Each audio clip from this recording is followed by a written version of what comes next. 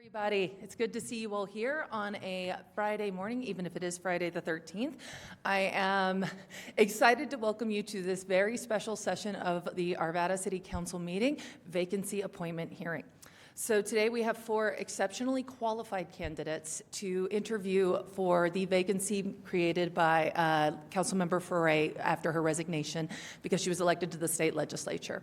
So that's the purpose of this meeting, and I'm going to call upon Councilmember Davis to do the moment of silence and pledge. Please join me in a moment of quiet reflection.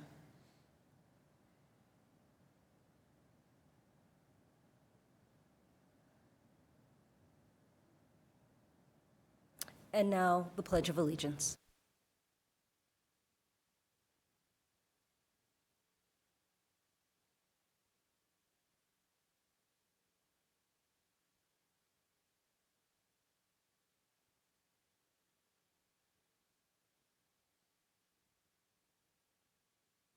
Thank you very much. Ms. Rush, if you'll do the roll call.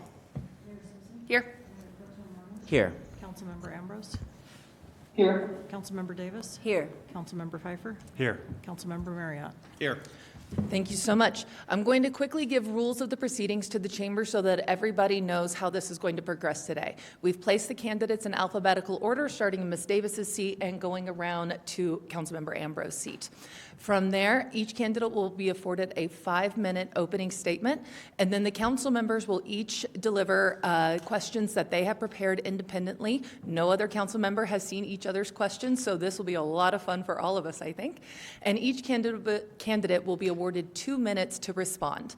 Around 10 o'clock, I will bring us to closing statements, and every candidate will be awarded 2 to 3 minutes for a closing statement, depending on how we're running on time. At that point, the candidates will come off and we will council will resume their place on the dais, and we will call a 15-minute break, stretch your legs, get some water, etc. And then City Council will resume its place on the dais to begin the discussions. We plan to do this sort of as a round-robin process instead of having a discussion and going straight to a, quote, winner, if you will. We will do an elimination process where there will be a motion to eliminate 4 to 3. Discuss, 3 to 2, discuss, until we get to a vacancy appointment. That person will be motioned and nominated and voted on today, unless we get to 5 p.m. and then we may extend to Monday, but I don't think we're likely to have that happen. So with that, the winner, whoever is voted on today, will be sworn in on Monday at the last business meeting of the 2024 calendar year for all of us. So that's kind of how we're going to run today. Heads up to all of the candidates, your microphones will be on. It takes, believe it or not, it seems simple, but it takes a little bit of practice to get used to pushing your button, so we're just going to leave the mics on. That does mean you have a hot mic. Please be thoughtful of that. We have water here for all of you, so if it's comfortable, if you really need something, please just kind of raise your hand and we'll take care of it. But I think you guys will all be good to go. You're pros. So with that, I want to recognize all 4 of our candidates. We have Arvada is such an amazing place. I've had several mayors and council members and representatives of other cities be shocked when I say we had 17 applicants and 4 that we've chosen to be finalists, and that any of the 4 would be exceptional at this job. They are all truly qualified in their own unique ways, and we are very, very proud of each of them, and we thank them for their time, their previous service to the city, and their future service to this city. So with that, I will call council. We will be taking the seats over here and the staff seats, and I will call upon Brandon Figliolino, Michael Griffith, Harriet Hall, and Brad Rupert to take the stage.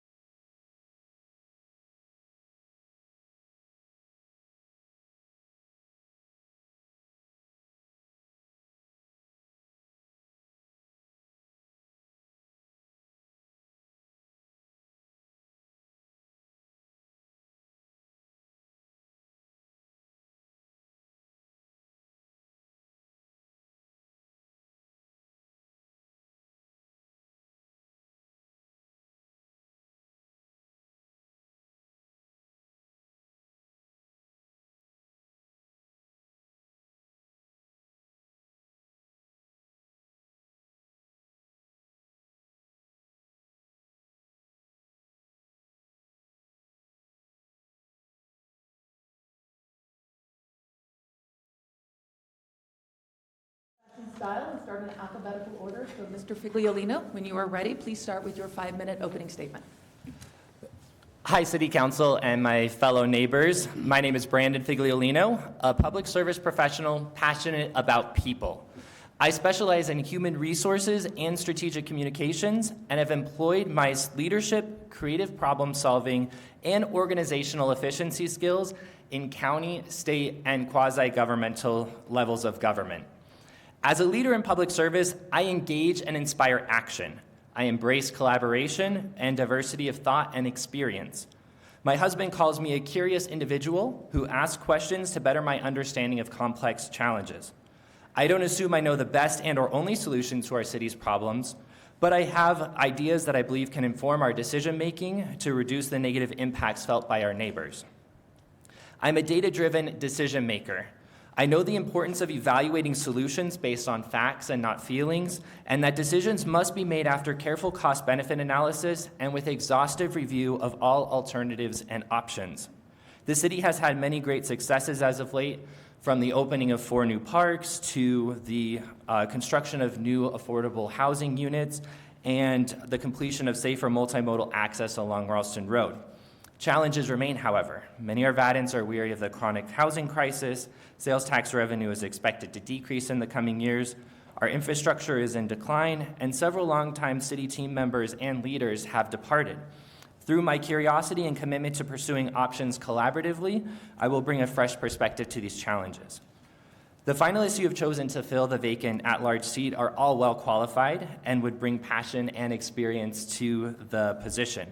What I believe sets me apart is my ability to connect with community members through thoughtful engagement, storytelling, and public relations. In the most recent Arvada Community Survey, just 39% of respondents rated their trust in government as high, and only 35% the city was heading in the right direction. I believe appointing a strong communicator to City Council will help increase trust in Arvada government and change negative attitudes about the direction of the city. Thank you all so much for your time and the opportunity to interview today. I look forward to a constructive dialogue with you and my fellow neighbors. Thank you very much, Mr. Figliolino. Mr. Griffin. Thank you very much. Thank you for the time here today. I'm honored to be amongst this group of 4 folks that are all very qualified for this position. I'm also grateful for the time, for staff, for organizing this. I know you've been working overtime recently with a number of study sessions and extracurriculars. And I also want to thank the folks in the audience that are out here to support myself and the other folks that are up here on the bench. It's early, it's Friday, and it's the holidays. Everybody is overbooked. So thank you all very much. So a little bit about why I think I would be the best fit for this council at this time. I think what's really needed right now is an informed, trusted, and stabilizing voice on council. I think the city, and I think everyone would agree with me here, we're kind of at this critical moment. We have all the financial, social, and infrastructure challenges of a major city, but we also have all of the expectations of a historic town. People are tired of seeing things overdeveloped and maybe under-infrastructured, if that's the right way to put it. There's frustration in the community, and you see that in meetings, city council meetings, and also planning commission meetings. I'm very grateful to have 2 members of the planning commission up here among the qualified candidates. We see folks come out and they're frustrated. The spillover of regional issues, housing affordability, homelessness, all of the above quickly gets the community up in arms, and they come show up at meetings and they want things to be fixed immediately. I can tell you as a professional in the city building space that nothing happens fast in government, nothing happens fast in construction. So it takes time, and so the important piece there is to understand that the planning and the rigor behind the planning is really what's going to lead to good outcomes. And we're going to have to be transparent with the community along with that process so they understand where we're going and they can appreciate where we've been at the same time so we don't lose that history. So a little bit about my professional experience. I call it city building, but my career has really been in infrastructure, development, management, and principal design work for the last 15 years. I've led major infrastructure projects like the 16th Street Mall. Believe it or not, we should be done in July, where I've worked directly with RTD to try and figure out bus alignments where we can have PEDs and buses in the same space and make sure we don't have strikes. Currently, I'm leading the 16th Street Mall canopy restoration effort, where we've looked at innovative ways to green a city that's mostly concrete. I've also led major development efforts like Sloan's Lake, where we took a hospital that was decommissioned and contaminated site and turned it into 850 housing units, 20% affordable. We're also the highest scoring LEED and D development in the state with that project. So sustainability is a big part of my background as well. In addition to that, I'm currently leading the Arvada Transportation Systems Plan. I've been doing that for about 2 years now as a consultant for Kimley Horn, where I have the principal position. And I can tell you, there are a number of holes and gaps in our transportation system that need to be addressed. And we've been working with the community directly on 2 surveys. I tell you, this community has been surveyed to death.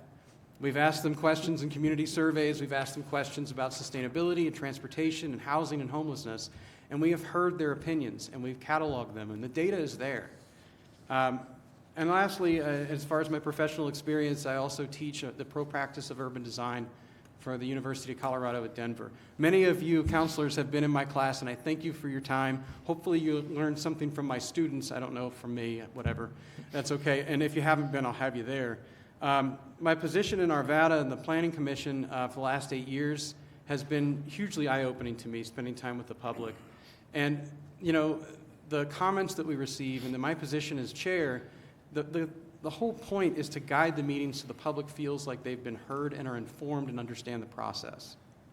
Also, I chair the Board of Adjustment. We don't see a lot of meetings, but it is a quasi-judicial capacity, which is similar to what City Council does. And then volunteering as a member of the Board of Directives and the Old Town BID, where I work to ensure the future vitality of Old Town, our economic engine as a city.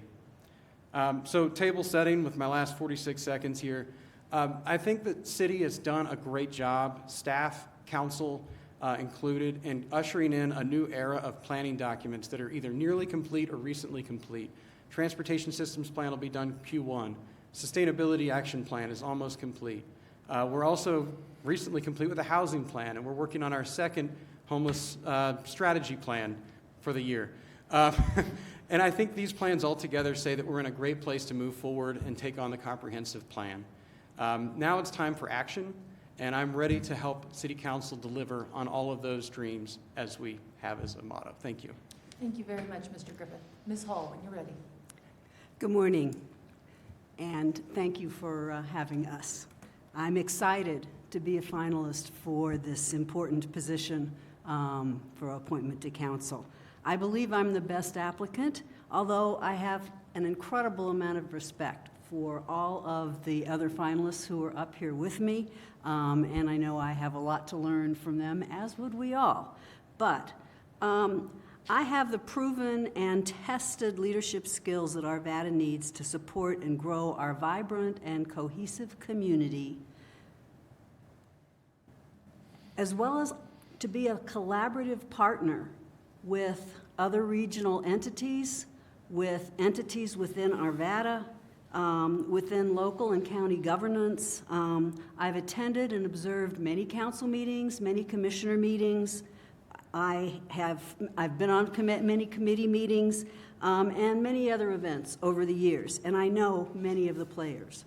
My involvement in Arvada goes back to the 90s, when the Gold Line and the revival of Old Town were both just a gleam in the eyes of RTD and of the city.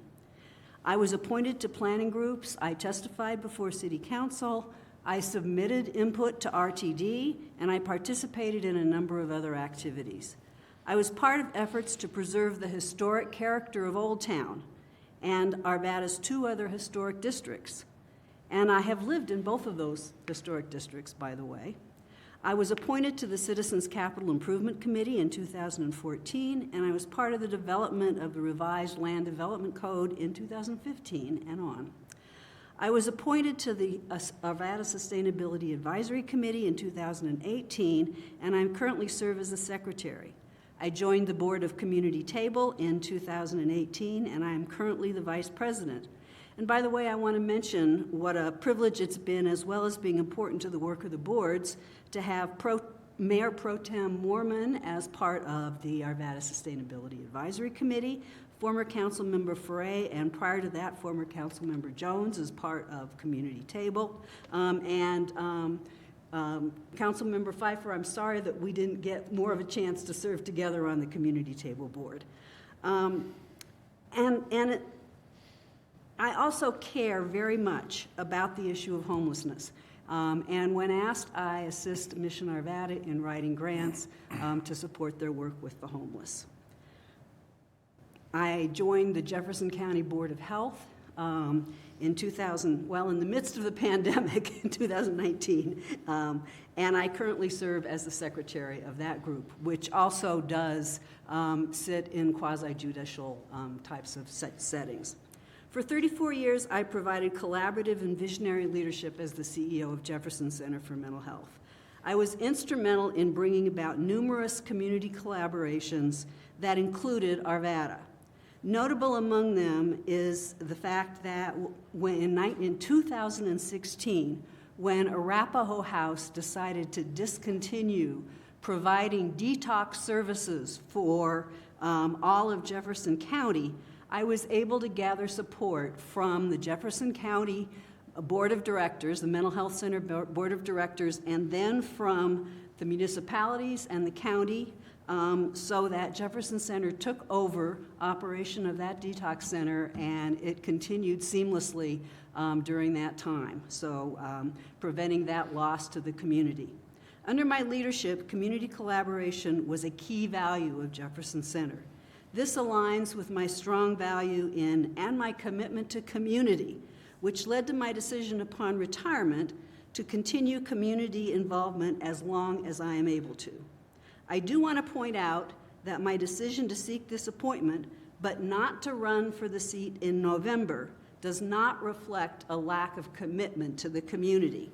I do plan to continue active involvement in the community after this term ends. And I do think that this decision offers you an advantage. Arvada will offer our citizens a true choice among these very qualified finalists, I can say that, and any others from the community who wish to run for that position in November, not with no one having the benefit of incumbency in that campaign. Citizens will get a clear choice. I look forward to responding to your questions and participating in the dialogue that follows. Thank you much for this opportunity. Thank you very much, Ms. Hull. Mr. Rupert, whenever you're ready. Good morning. Thank you for the opportunity to interview for this vacancy. I'm Brad Rupert. I'm a licensed attorney, retired now. I have both legal and business education. I'm experienced with real property law, contract law, employment law, other areas of practice that become relevant to the city. I've dealt with property rights, entitlement issues, liquor licensing, construction easements, landlord-tenant law with the city in transactions. I've experience with accounting, finance, financial tools, budgeting, and financial oversight. I participated in the formulation of 6 budgets with the Jefferson County Board of Education. That's a budget several times the size of the city's. And I served as treasurer, a member of the audit committee and finance committees at Jeffco. I was twice elected to the Board of Education, and there I served with several members. We came in on a recall effort, and I was then reelected thereafter. The Board of Education is a policy governance board like this body, and we therefore have a single direct report. I therefore understand the organizational structure. I understand that we gather information and viewpoints broadly, but we exercise authority together and narrowly through our city manager in this instance. I've participated in the hiring and the performance reviews of 6 superintendents, three superintendents over 6 years, and the hiring and supervision of that one employee and the formulation and monitoring of the budget arguably are the 2 most important things that this body does for the city. Hiring and supervising the work of your city manager and formulating of your annual budget and allocation of your resources. I've also served as president, chair, director for several private and nonprofit institutions in our community, and am proud of the accomplishments of those, including what was Arvada Community Food Bank, now Community Table. I want to speak a minute about the shared values and priorities that are set forth in the strategic plan. The way I look at the values and priorities there, they are in order of priority, candidly. 1, safety and security of community. 2, the maintenance of our infrastructure, roads, sewers, water, and the like. 3, the maintenance of a healthy economic community. And 4, the maintenance of a healthy quality of life, so recreational facilities, cultural facilities. Also, the plan includes addressing the current challenges of homelessness and cost of housing. It's easy to list these things. It's quite a different matter to actually resolve the challenges. And these, if they were not challenges, they would have been solved already, and neither are they going to be easy or inexpensive to resolve. That leads me to the next issue, which is looking at council as a leadership team. I expect that there are differences of opinion and differences in values in the body, just as there are differences of values and opinions in our community. I consider diversity like that an advantage. I want the body that I serve in to represent the community that I serve. Now, my approach is that I listen respectfully, I share honestly, and then I look for common ground to find solutions that are enduring. That's how I operate. I also want to share with you why I'm applying for this position. I'm intensely proud of our city. I think this body, over the years, has administered a city and developed a community that really is a credit to all of us. It's a wonderful place to live. I'm grateful for the growth and service opportunities it's afforded me. I'm grateful for the wonderful community it's afforded in raising my family. And I am grateful for the education and leadership opportunities that I've had that I think will actually help me serve in this body. Thank you very much, Mr. Rupert. I appreciate all of your opening statements. Well done, and we appreciate all of you being here again and all of your qualifications for this office. So with that, we're just going to begin in alphabetical order. Mr. Figliolino, you will receive the first question, and then we'll rotate around. Mr. Griffith, you'll have the next one, and so on and so on. Councilmember Ambrose, we will be doing the same. If you are mic'd and ready, I will ask you for the first question. Thank you, Mayor. My first question is that if you've run for office before, what industry was your biggest donor, and how will that affect you in office? I mean, if you haven't run for office before, who will your biggest donors be?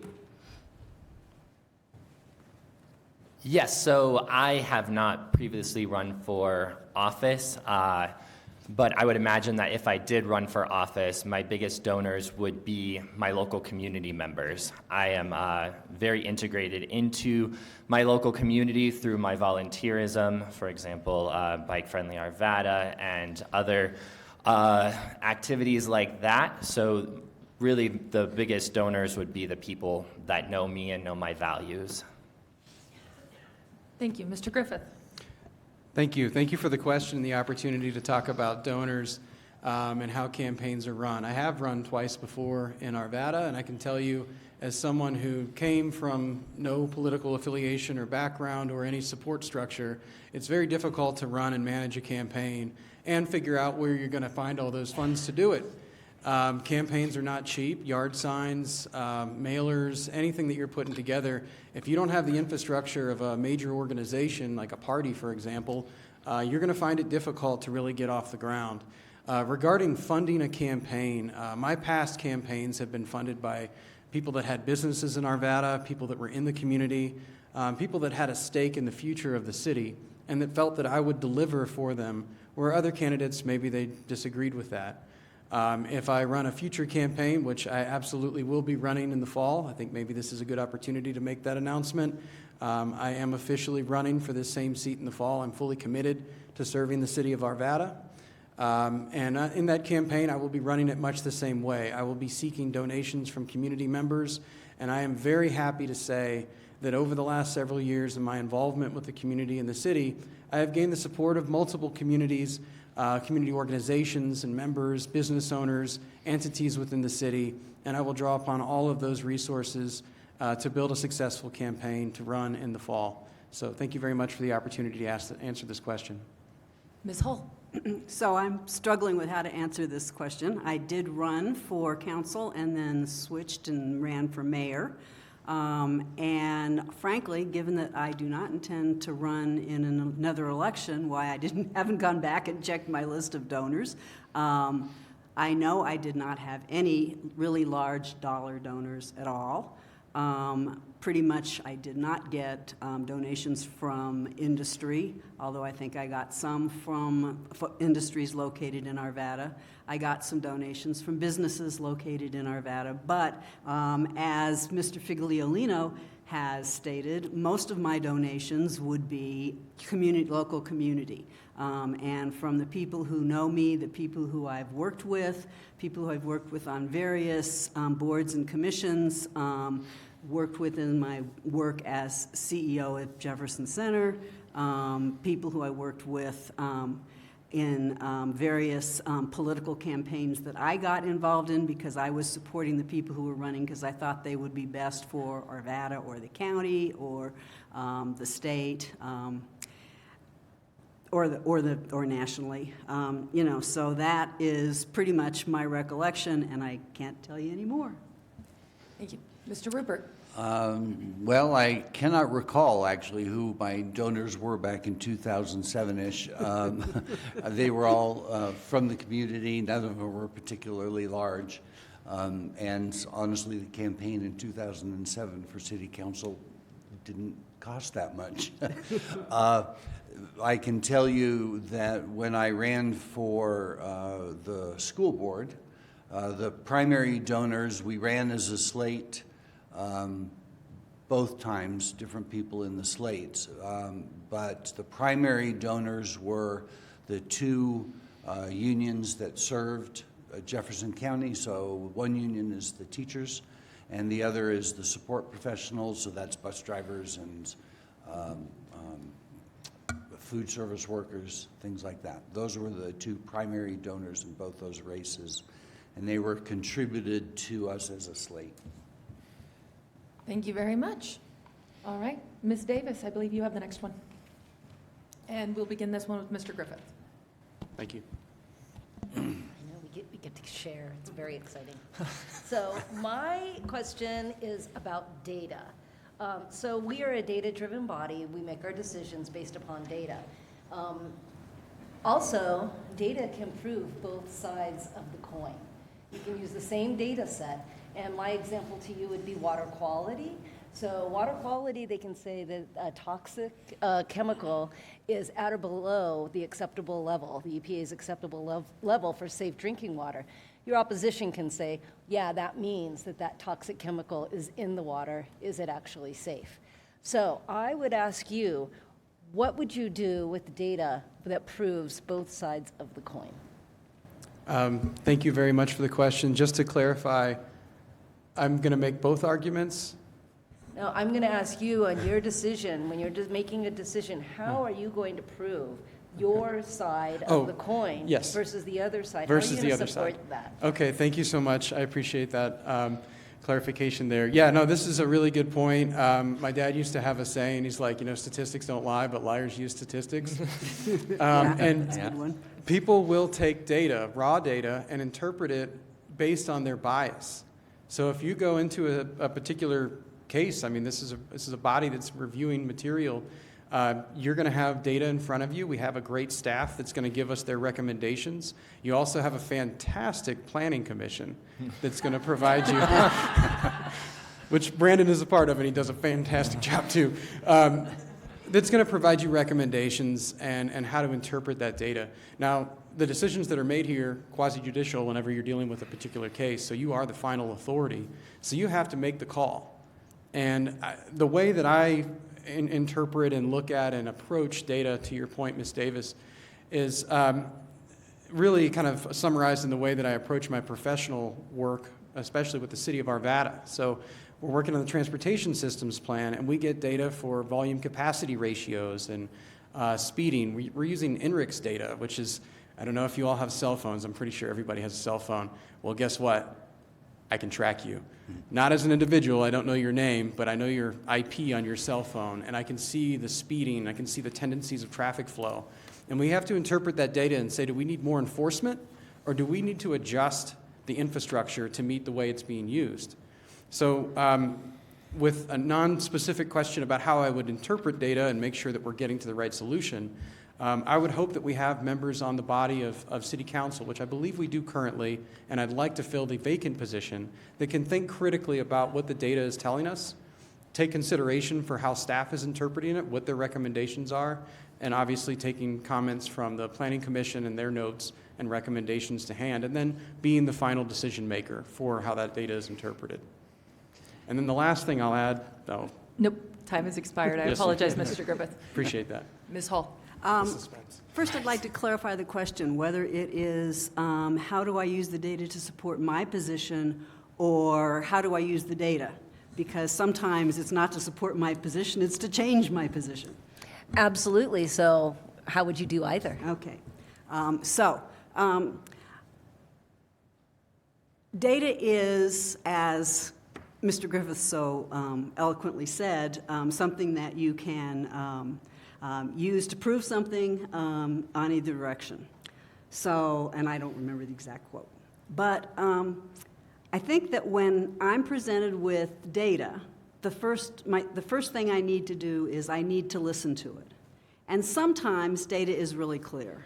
And when data is really clear, that should be the determinant. Sometimes data is not clear. And it indicates that one aspect of a situation ought to go one way, but another aspect, the data supports going another way. So in making your final determination, it's really important to understand the data and understand it on both sides, to understand the truth of the data, to understand where it's under analysis still and being questioned, to understand it well. And one of the things I can say about me when I was a CEO, about me when I was on the Jefferson, or when I am on the Jefferson County Board of Health, but when I was considering issues related to the pandemic, is you listen, other situations I've been in, is you listen to both sides, but you have to know the trusted people to learn about the specifics and the truth of things. And that's what our city staff is for. So you have to rely on city staff for those things. Then you have to listen to the community. Because sometimes even something that data would say, both these things could work, but this one's the better course, the community is not ready for that course, and you're better off making a different choice. So there's a judgment aspect as well that's very important in dealing with your data. Thank you very much. Mr. Rupert. Really, the mechanical aspect of using data is first you need to understand the data that's being presented to you. About a month ago, you all heard testimony from a association, I think it was the Pavers Association, I don't remember the name of the association, but he came up with a statistic that talked about miles and the cost of our road maintenance program relative to the population. Okay, is that really what we want to measure, or do we really want to measure the cost of our road program and the miles that we actually have to maintain? It seems to me you have to know what's being measured of this data that's being presented to you. Secondly, you want to consider the source.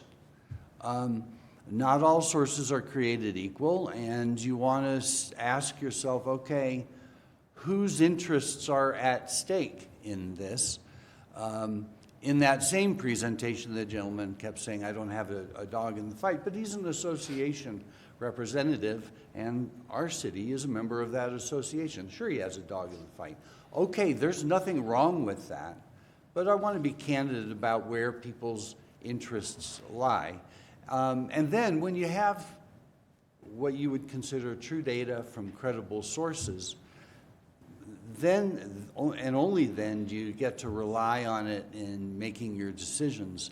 And then you have to put it in the context of the community that you're serving. Sometimes the data will steer you one direction, but the community isn't ready to go there yet.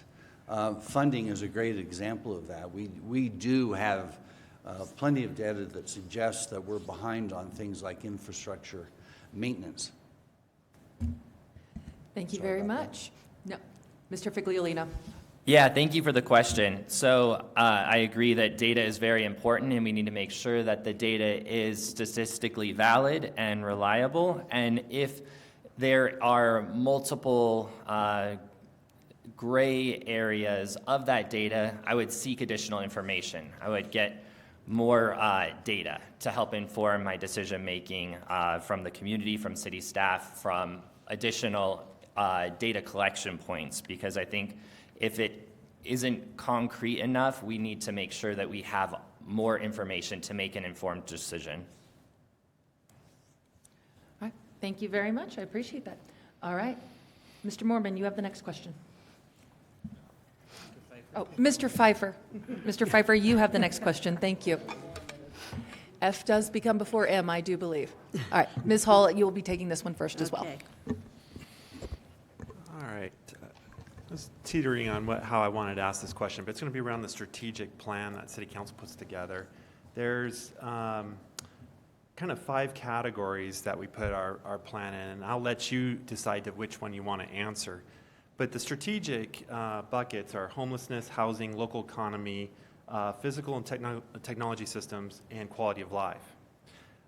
We look for principles and guidance and strategies to feed into those buckets to make sure we're addressing what we believe are critical matter or issues within the city. So knowing that those are our 5 buckets, you can pick either one you want. I'm okay with that. But I'd like it to hear from you, what is the concern that you view into those buckets, and also how you feel to best move the needle on that topic. Homelessness, housing, I'll repeat them for you just so we have them, local economy, physical and technology systems, and quality of life. Okay, thanks for that question. I'm going to choose housing. Okay. And part of the reason I'm choosing housing is that I see actually those 2 first H ones, which just happens to be my initials, homelessness and housing are inextricably linked. But I think homelessness, if you're looking kind of causally at the issue, housing comes first. Because people who are homeless do not have housing. And many of them do not have housing through no fault of their own. I think that Arvada has been known as one of the more expensive suburbs in Denver, and that has been a problem for kids growing up in Arvada who wish to stay and cannot, and end up having, if they're staying in the metro area, having to move to a different part of the metro area, or having to leave the metro area and go to another state where because Colorado's not cheap either.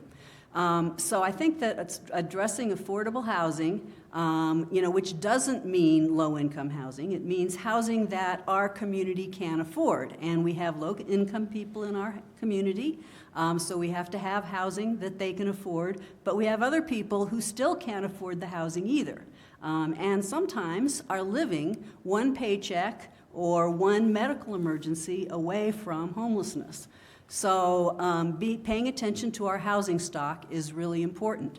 I'm really pleased to say that Arvada has addressed this issue and has many goals and many actions, and I've seen action in the last few years and accomplishments that make me feel quite proud of our city.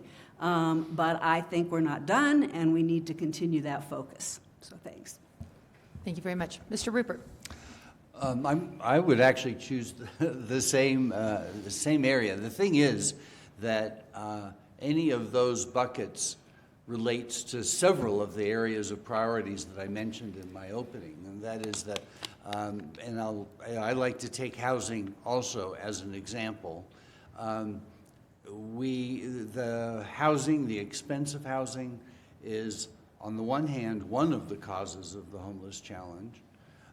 It is also a factor in the healthy business community that we're talking about and we need to foster. And diversity of housing is a big challenge. The way developers look at a potential development, am I going to be able to make money at this development? Okay, they'll break down the various costs and then they want to maximize their profit out of it. The result of that is that we have a fair amount of high-end housing because that's where the profitability lies. It also is necessary because construction is expensive, and every time we add a regulation to new construction, it gets a little bit more expensive. I noticed that council, by the way, is going to be looking at the building codes next year. We must keep that in mind, that when we adjust those building codes, we're raising prices. So you take one topic, housing and affordability of housing, and it touches every aspect of what the city does, from construction and planning and safe home design, safety and security, the healthy economic environment. It touches all of those things. And so my comment would be recognize the complexity of each of those buckets because they really are not confined. Thank you very much. Mr. Figliolino. Thank you so much for the question. My strategic priority, or the one that resonates with me most, is quality of life, because it encompasses all of the other categories.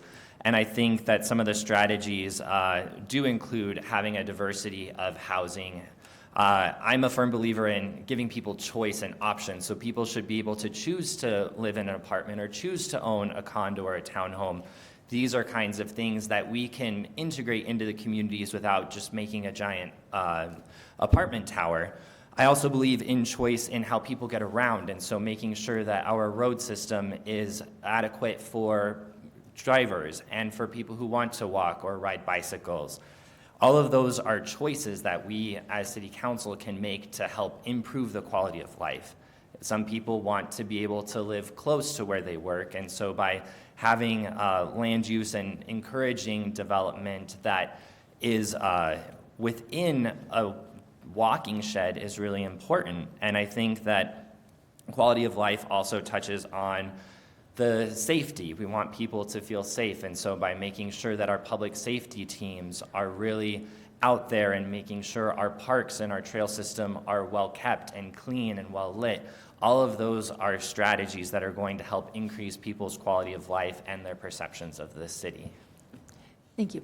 Mr. Griffith. Thank you. Great question. Very technical question from Mr. Pfeiffer. Appreciate that. Yeah, I am also going to go into the category of quality of life. I think it does cover a number of areas. I think that was a category in the strategic plan that was of real interest to me for a number of reasons. If you look at the community survey from 2023, there's something that's particularly concerning to me, and that's a third of the population that responded is satisfied with the direction of the city currently. I think that says that we have a big opportunity to meet those challenges and say, look, all right, maybe there's some things that we can adjust relative to quality of life, because that's what people experience every day. And when I say that, what I'm talking about is the other three things that were brought up in the community survey as top concerns. The very top concern, traffic and congestion. All right, anybody can relate to that. If you try and move north, south, east, and west in the city, our network is broken. In the area that's connecting, the road maintenance is not great. We need repaves pretty much everywhere. So that's one aspect. The other thing that folks said is a big problem for them is homelessness and housing insecurity. And then the third thing that was the big issue was safety. So how do you address all of these things at once that affect people's qualities of life? And I think one of the biggest opportunities that we have is the upcoming comprehensive plan rewrite. One of the things that people cite as their biggest concern for the future is that we're losing our history in Arvada. Arvada is very unique as a metro area city. We're not a suburb of Denver. No, sir. We existed as our own entity, and we became what we are today outside of Denver, and we continue to push forward as a unique asset for the metro area. So I think some of the zoning changes that we're going to be looking at in the comprehensive plan and modifications are an opportunity to preserve that history. And I think some of the big changes that we can make that affect people's ability to move around the city aren't that expensive. I was just having a conversation yesterday at City Hall about adjusting traffic lights and taking care of what those, thank you very much, I'm at the end. It is harder than it looks to stay inside of 2 minutes. We all know that. All right, thank you. John, Mr. Marriott, you have the next question. Thank you. Thank you guys all for being here. The question I have is, I would like you to look back over the last year of City Council and give me two things. One, an example where City Council got a decision right and why, and also where City Council got a decision wrong and why. Thank you. Mr. Rupert, you have this one first. I'll take the strategic plan, because I think, as I said in the opening, I think it covers the topics, it covers the priorities that any municipality has got to address, and it covers the immediate challenges. That wasn't a particular vote, but I think it's an important thing. I think there's another area that the city got right in an actual conversation recently. That was dealing with the property behind the bus barn and shops out on Indiana. I think that the city quite properly chose not to change the zoning on that piece of property, and it was actually a really interesting conversation, because that piece of property is hidden behind industrial, but it is bordered by all sorts of residential, and I think the city in the discussion got it right, but it could have gone either way. I think the city going to the challenge of homelessness now, I think the city got ahead of its skis a little bit on the NAV Center, and we failed to keep the community with us as we are moving through the process. And that's always a danger. If you get ahead of your constituents, you're likely to hear about it. So those would be my examples. Thank you. Mr. Figliolino, when you're ready. Yeah, so one area or one decision that with which I disagree was the approval of rezoning and conditional use of a single-story restaurant pad in Old Town Arvada, or the sub-area plan. And I disagreed because the city had spent several years building a sub-area plan, collecting community feedback, and the community overwhelmingly said that they wanted that to be a pedestrian-focused area with more density and more options for walking. And so I disagreed with the approach to allow that single-story use on that corner, which was designated a pedestrian priority. One area where I think the City Council has made the right decision is pausing the 60th and Sheridan Navigation Center. I know that there's been a lot of talk from the community members who have been concerned that the process hasn't been as transparent, so I commend the city for taking a pause to allow for a greater community engagement on that subject. So that way, as we move forward, we can get more buy-in from the residents, as well as identify community partners and the counties to make sure that we're moving forward in a data-driven and collaborative approach. Thank you for the question, Mr. Marriott. Thank you. Mr. Griffith. Thank you. Thank you for the yin and the yang question. So in the spirit of yin and yang, I'm going to try and link them together. Nobody is perfect, and I mean that as an individual and the body of City Council. I think City Council is an ongoing continuum or project where folks are added, folks rotate off, And I think that provides an opportunity for things to go well and things to stay current. But because no one is perfect, things do get, I think, a little bit out of alignment. So where I think things were in alignment, and I think we had some good decisions that were made and that the community will benefit from that, is the surveys and the responses from the community that led to the strategic plan goals, particularly dealing with homelessness. I think those were heard. I think those were recorded, and I think staff worked with council to develop strategies that would be meaningful and impact that challenge, that specific challenge. The city hired a consultant. They worked through all kinds of different options. And then what happened? Well, we made a mistake, in my opinion. I think we saw an opportunity, a land use opportunity, and when land use opportunities come up, real estate deals, you don't pick whenever they're going to happen. They just kind of happen. And I think in the honest intention of meeting those goals that were set in the strategic plan, we purchased a property, we spent $6.5 million, and then we figured, all right, this will help us get to what the community's asking us to do. And then all of a sudden, oh no, we didn't talk to Arlington Meadows, we didn't have a conversation with them about our intentions, and they're hearing about it from pamphlets and leaflets.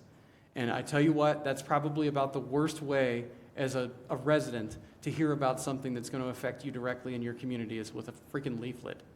So I think that was an opportunity that we could have done a little bit different, but I applaud City Council's interest in serving the community directly and taking action. Thank you. Thank you. Ms. Hall. Well, I'm going to go with the yin and yang, and I'm going to applaud Mr. Griffith's answer, but give my own take on it. I think that the city identifying the issue of homelessness, but even more identifying that supporting and enabling, not running, but allowing to occur a navigation center and helping that to occur was a good decision. And that there was lots of thought went into that decision, lots of data went into that decision, and that it was a very solid decision. I think that the purchase of the early college of Arvada may have been a good decision, but it was done hastily. It was done without community involvement. It was done without community communication about it. So it's very hard at this point, looking back in retrospect, to say, was it a good decision or not?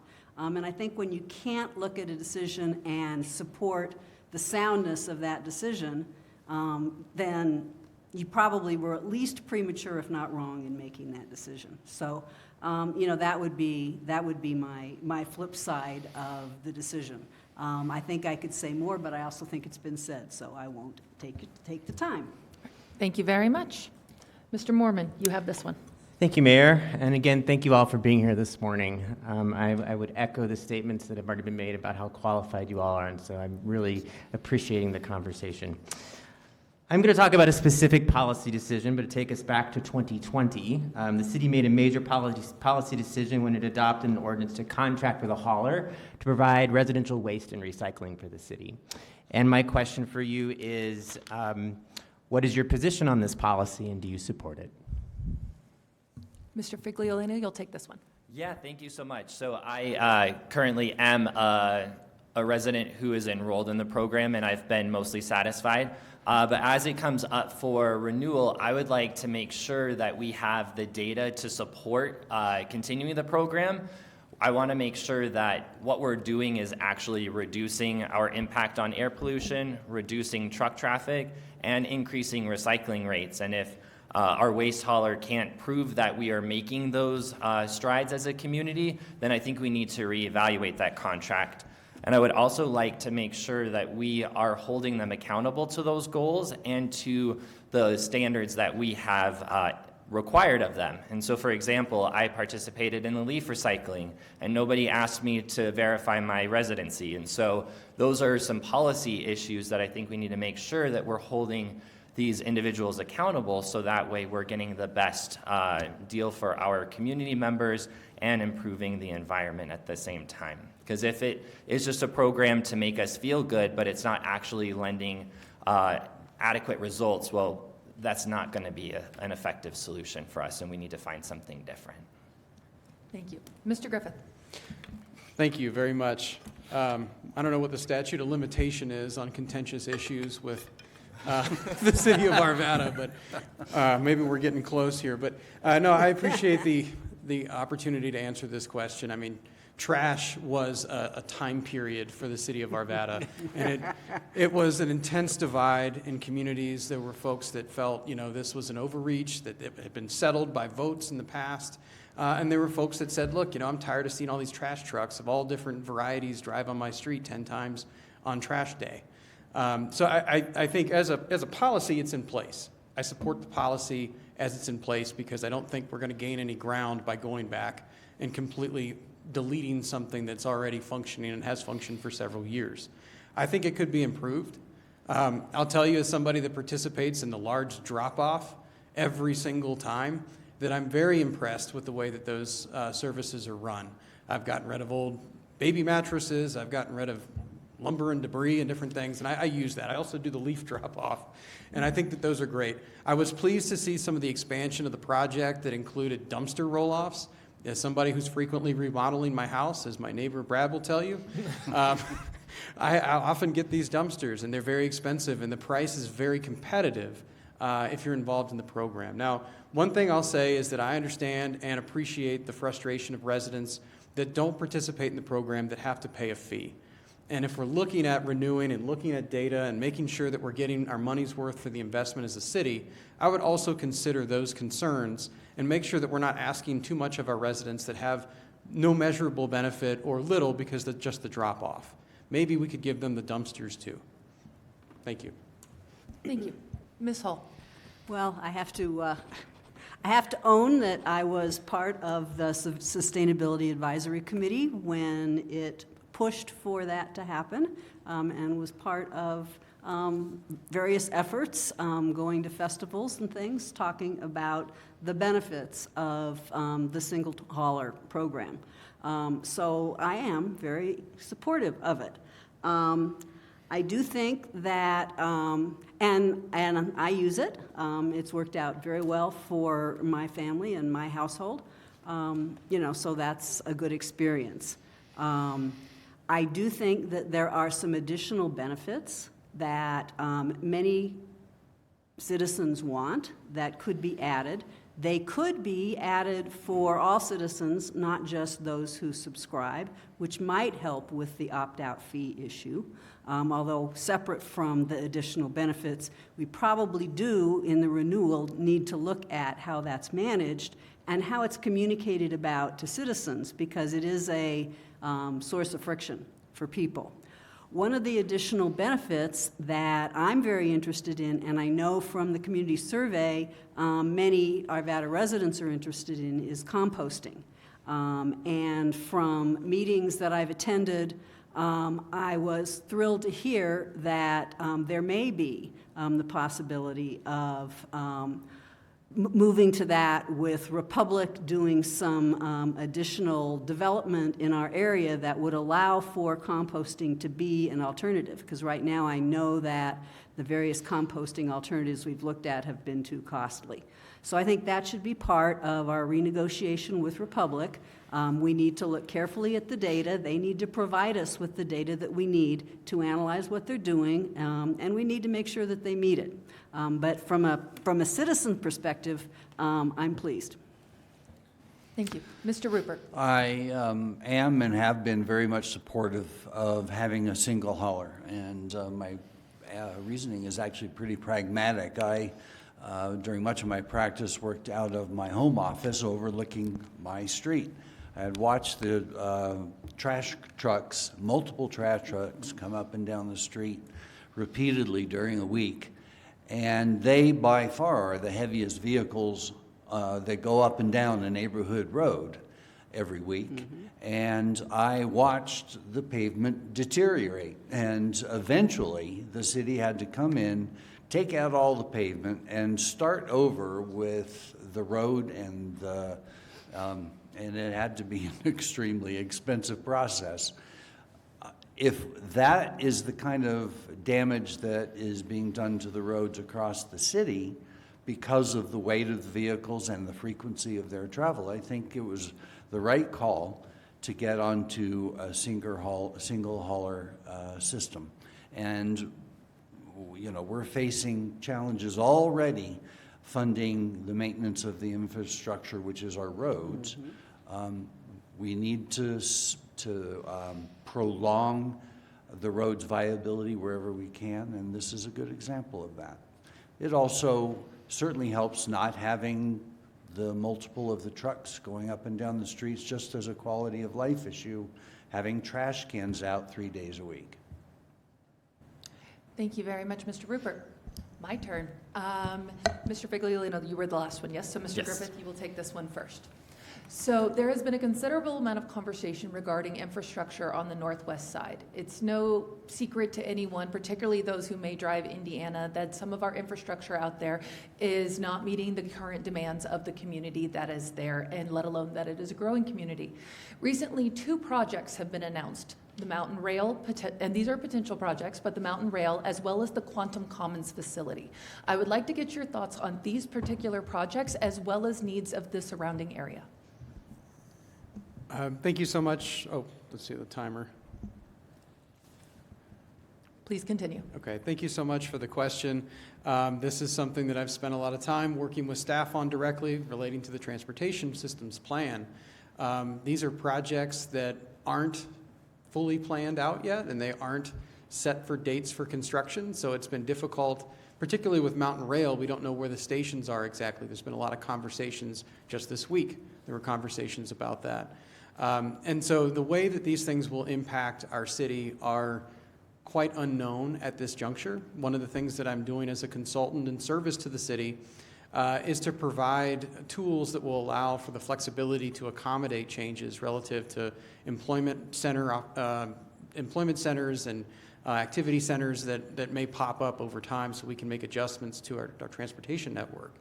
But what's interesting is if you look back at land use and projections many years ago, you go back 20, 30, 40 years, we were thinking that Northwest Arvada would have its own version of the tech center. And if you look at our land use code and you look at our comprehensive plan, particularly 2014, the comp plan was the last one that we updated, we thought the population was going to be significantly higher out there. And that didn't happen. I'm not saying that quantum isn't going to happen, and I'm not saying that the Rocky Mountain Rail isn't going to happen, but until a shovel is in the ground, it's uncertain. So the best thing that we can do is plan. And I would say that we have a unique opportunity with the comprehensive plan rewrite to address these issues, but we should take some lessons from the previous assumptions that we made and make sure that we also understand that there may be other things that are developed in our city that we aren't planning for, and we don't focus too much of our attention in an area that's uncertain. Thank you. Thank you. Ms. Hall. Okay, so speaking from a citizen perspective, I do agree with the things that Mr. Griffith has just said. But I want to talk about the transportation issue into Northwest Arvada. But I want to combine that with talking about the whole issue of communication with the public.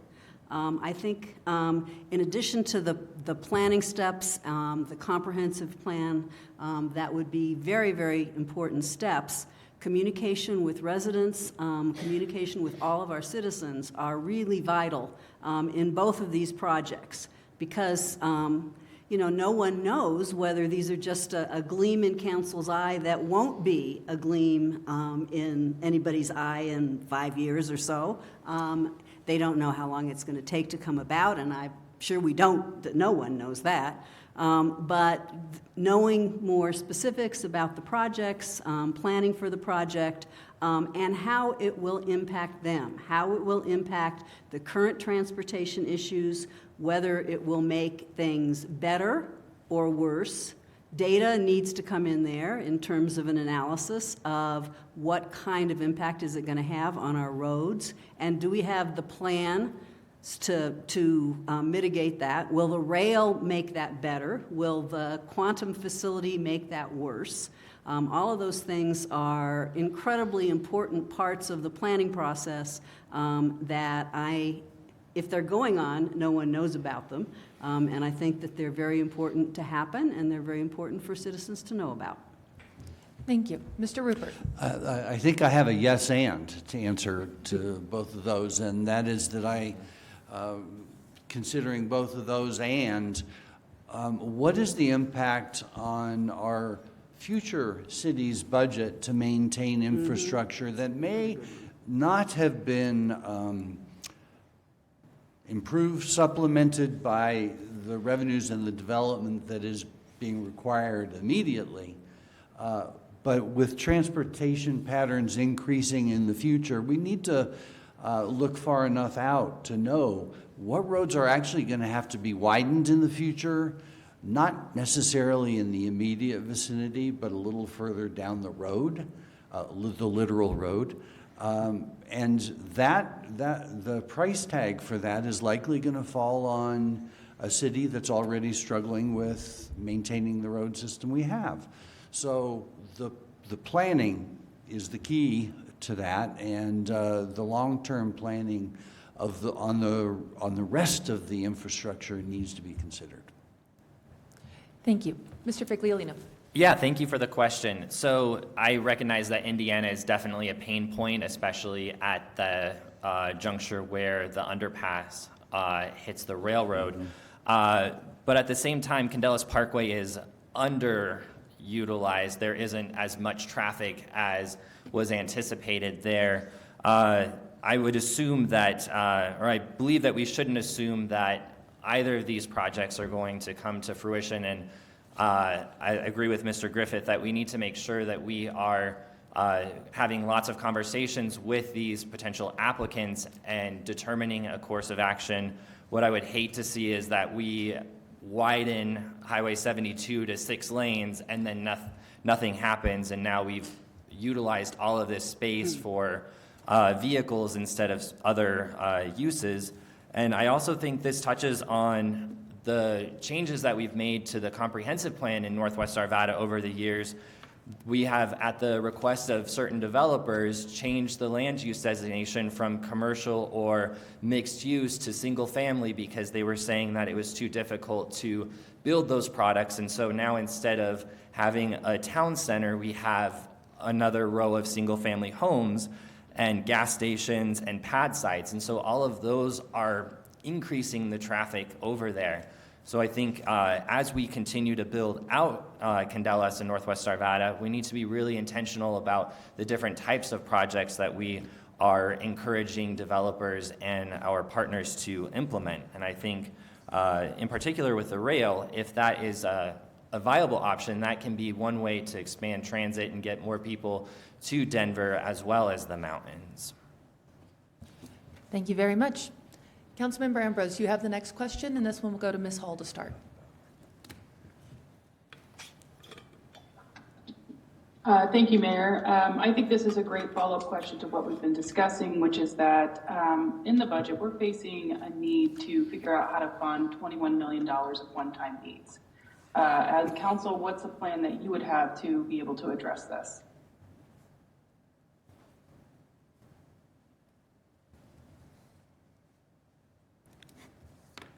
Okay, I'm going to have to think about this one. So I think that, let me just talk a little bit about budgeting and how important budgeting is. But a budget really becomes your plan for how are you going to operate over the next budget period, generally a year. One-time needs are a different kind of kettle of fish in terms of how you pay for them than your ongoing budget. And in some ways, they are simpler because there are one-time funding sources that don't help you with your ongoing budget. On the other hand, $21 million is a lot of money. And it will be hard to find a $21 million grant out there someplace that someone just really wants to give to the city of Arvada. Figuring out how to go about meeting those, in my mind, is going to depend on what those needs are to be used for, and I'm afraid I can't talk about that off the top of my head, but I would want to take a look at those. I would want to look at how do they match up with potential funding sources. with county, state, and federal funding sources, as well as private foundations and other individuals, not normal individuals, rich individuals who might want to support Arvada and Arvada's development. And I'd look at how do they fit into our development, because getting these fundings are probably going to take some sales, some providing of good reasons and benefits that they would provide to the community that could be used in seeking them. So it would be an exciting process and one that I think our well-trained staff could really help with. Thank you. Mr. Rupert. Yeah, budgeting is always a challenge, both in good times and bad. And in good times, it often is a feeding frenzy for what's available and what we can do. And then you go out there and spend the funds, and then challenging times come along, and suddenly you have all these obligations that you added on that now we don't have a revenue source for. I would suggest that in the budgeting, I've learned over time that sometimes shall I say, fluff gets built into budgets so that we can assure reaching our budgets. And it really is incumbent on council or an oversight board to do a little pushing to find those places. And an example would be if we are funding FTEs that we haven't filled and don't have a chance of filling in the next year, or do we really want to fund those FTEs in a budget? Or do we use that funding to take on a project that can get accomplished in that budget cycle? And then if we can fill those FTEs and still want to in the next budget cycle, bring the money back. But that's, I actually watched this happen at the school district where departments perennially had FTEs that didn't get used. And then they would beat their chest and say, gee, we made our budget this year. Well, of course you made your budget. You had padding in there, the money that you never intended to spend. So it really is on the governing board to pay attention to that kind of thing. The second thing I want to pay attention to is investments. One-time investments today sometimes turn into long-term expenses to support the services and the fund and the people that have to staff them. Thanks. Perfect. Mr. Figliolino.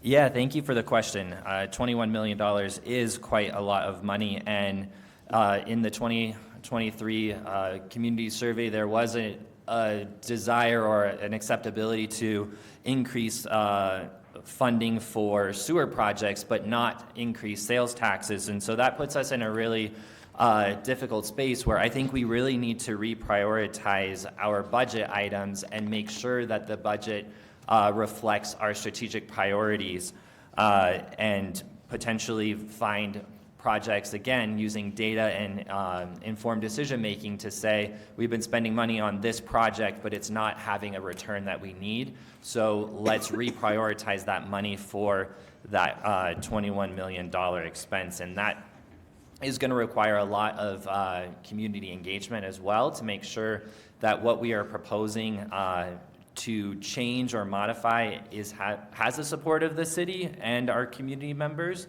And it's going to take data. So we need to make sure that, again, the data that we have is factual and valid so we can make informed decisions about where we're spending money, because money is very tight, and I do not foresee us having a lot of opportunities to seek out grants from the state and the federal government in the coming years with the changing administration. So I'm very weary of wanting to expand and take on new projects when we have this shortfall or this potential to lose income, especially with the projected decrease in sales tax. Thank you. Mr. Griffith. Thank you so much. Good question. Yeah, I appreciate the opportunity to talk about budgets as well. I would say right out the gate, I hope we're not saying that we just need to raise taxes or ask the citizens to front $21 million in some way, shape, or form. Folks are feeling expenses all across their financial situations right now, and I think that would probably not go over well.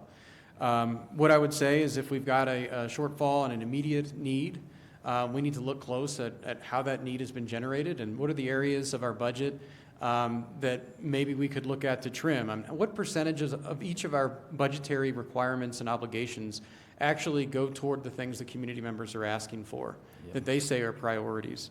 Once you've done that, if you're still stuck with $21 million and we can't change anything, I would look at future fiscal constraints and say, what can we do in the future, and what do we have allocated out a couple of years, maybe 10, 20 years? We have a 10-year budget plan that we just approved.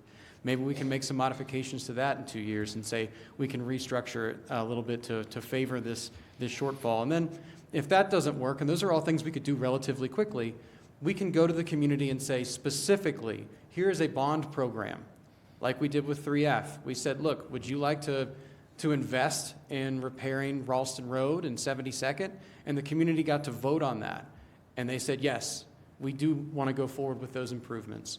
I think if you go through the first couple of steps and then ask the community something specific, they'd be more inclined to give you time to actually make the case. And I think beyond that, I mean, finding efficiency with grant programs that could pay for some infrastructure obligations might also free up some capital. So those would be the things that I would look at, and in that order. Thank you. Thank you very much. Mr. Rupert, you will have the next one, and it will be from Ms. Davis. Thank you, Mayor. So one of the things that we touched on briefly were electric vehicles. And although they are healthier for the environment, they are hard on infrastructure. Electric vehicles can weigh anywhere from 3,000 to 4,000 pounds more than their gas-powered equivalents. So how would you balance these competing priorities of environmental health, but infrastructure costs? Well, you have to be careful about figuring out what is and isn't within your control. Electric vehicles are coming. The job of a municipality is to make sure that our infrastructure can simply hold it. And yes, it's going to be a burden, but the market is going to dictate the vehicles that are on the road, not the humble city of Arvada. And so it's our role to simply plan what will be an extra burden on our road infrastructure, but recognizing what you have control over and then having the grace to just deal with the fallout, I guess, is what we have to be doing as a city. Thank you. Mr. Figliolino. Yes, thank you so much for the question. So I think the solution to these challenges are things that we are already doing. We have a bicycle master plan. We should be encouraging the use of bicycling by building out infrastructure that supports bicycling. We should be creating spaces that are accessible to transit. And during the RTD system optimization plan, the city did an excellent job of advocating to keep Route 52 along Ralston Road. And now we've seen the results of that with more dense housing. And it really falls on land use. If we can continue to encourage smart, thoughtful infill that allows people to leave their car at home, it doesn't matter if that car is an electric vehicle or not, they're not using it as frequently, and it's not going to cause as much damage on our roads. And I think in concern of the weight and things like that, and what's in our control, we can also control that by not owning and maintaining our own electric fleet charging stations. I think that is something that the private sector can handle, and we can really just focus on our master planning, the comprehensive plan, the bicycle master plan, filling in our trails gap with our park advisory and parks master planning. All of those are options that we can do to make bicycling, walking, and other modes of travel more exciting and attainable for people, so that way they don't choose to drive an electric vehicle or a regular gas-powered vehicle. Thank you. Mr. Griffith. Thank you for the opportunity to answer this question. I think I'll start off by saying we want to incentivize the outcomes that we'd like to see rather than mandate. I think you'll get a better response in general from the public, and I think overall the adoption process will be smoother. I'd applaud the city for the use of electric vehicles and parking regulation in Old Town. I think that's the perfect application for a city of our size and scale. Those are smaller vehicles. I certainly hear the concern over the size. Some of the EV trucks, we've seen the big refrigerator things driving around, weigh like 10,000 pounds. It might as well be another dump truck on our streets. So I think that's a good application. I was a part of the RTD process in the 16th Street Mall whenever they converted to all-electric buses. I actually got my hands on one for a full day to measure the kneeling time and loading. It was pretty cool. One of the issues that they had was the sound. They didn't make any noise, and people were jumping in front of them or not aware that there was a bus coming. So you'll notice that now there's a terrible sound. It sounds like they're dragging a parking cone, but either way, it makes a noise as it moves down the mall. So I think that's something to consider, is just the environmental impacts of these things. You just can't hear them coming. I was fortunate to be a lead consultant on the Jones District for the city of Centennial. Centennial wrote actual policy goals into their framework plan, and basically it said that they would have a certain number of EVs in their city by a specific date. And one of the ways that we did that was actually pretty passive and easy. We made premier parking spots in like the new district that they were designing, EV charging stations. So if you had an EV and you wanted to park and charge your car, you could. So you're incentivizing the type of outcomes that you would like to see. So I would encourage the city of Arvada, and as a council member, I would be a part of this conversation, to look for those opportunities that say, you know, make it easier for people to own EVs. Definitely don't force them. Thank you very much. Ms. Hall. So the transition to electric vehicles is not something that's under our control, and that's been pointed out, and that's absolutely correct. Although there are some things that we could do to slow it, you know, like not having EV charging stations at all. That would make it more difficult on people. I'm not sure that those kinds of measures would make a lot of sense. I think the planning is the much more important aspect of this.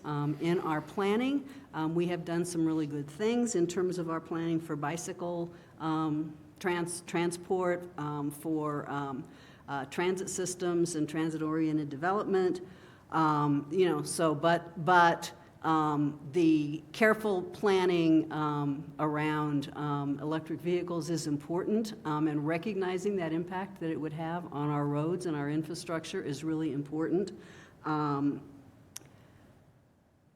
I think that one of the aspects that hasn't been mentioned yet is the issue of safety, and that the heaviness of those vehicles, in addition to the road damage, is more impactful from a safety perspective to other people, pedestrians, and people in other vehicles, and we need to recognize that as well.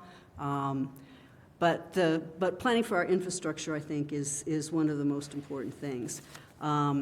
So I think it's an important issue. It is going to happen. It is not going to happen because of us. It's going to happen because of a number of things, not just the market, but government and other things, and a public shift to recognizing the importance of that for our environment. And so we need to figure out also how we support those kinds of concerns and those kinds of issues that our citizens have. All right. Thank you very much. Mr. Figliolino, you will take the next one, and that is from Mr. Pfeiffer. Mr. Rupert. needs to Mr. Rupert, answer. please answer. I apologize. Didn't I just lead with that one? I'm Yes. sorry, who was that? It's all You're right. going with Brandon, right? No, it's Brett. No, he Yeah, already Brett just was answered did it. first. that That's what I one. thought. I'm It's all keeping right. tallies here. Mr. Figliolino. Okay. Mr. Pfeiffer. Oh, okay. Let me get my notes right. Oh, sorry. Okay. So, I mean, it's funny you bring up RTD. I could lob that one out for a few of you, but because if people know what I think about RTD, you guys probably would understand where I come from. But I'm not going to do that one. I'm going to do. Since I represent now, I used to be an at-large council member, and I moved to the district. Of course, I represent West Arvada, and there's a lot going on out in West Arvada, and a lot of when we plan, we don't always plan perfectly, and some things happened out there that we are now feeling repercussions from, positive or negative. They could be both. But one of them that pops up that's very interesting is metro districts. Metro districts is a big topic, and for me, I've been knee-deep in those topics and the legislation around it and how they're governed.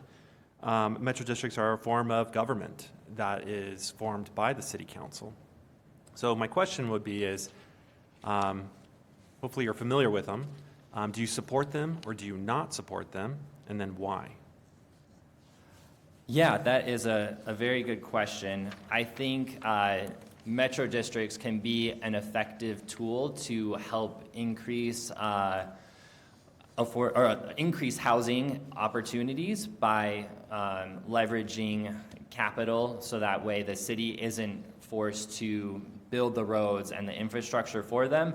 However, there are definitely instances where metro districts have gone awry and have been very self-serving and really impacted people in a negative way with the amount of burden that is shouldered on them to pay back those loans. And so while I support it in concept, I think that the metro district really needs to be have oversight and a lot of intentionality behind it, so we don't end up with the issues with people from the metro district taking advantage of our community members and our neighbors to pay for these projects and then just kind of going off to their next project.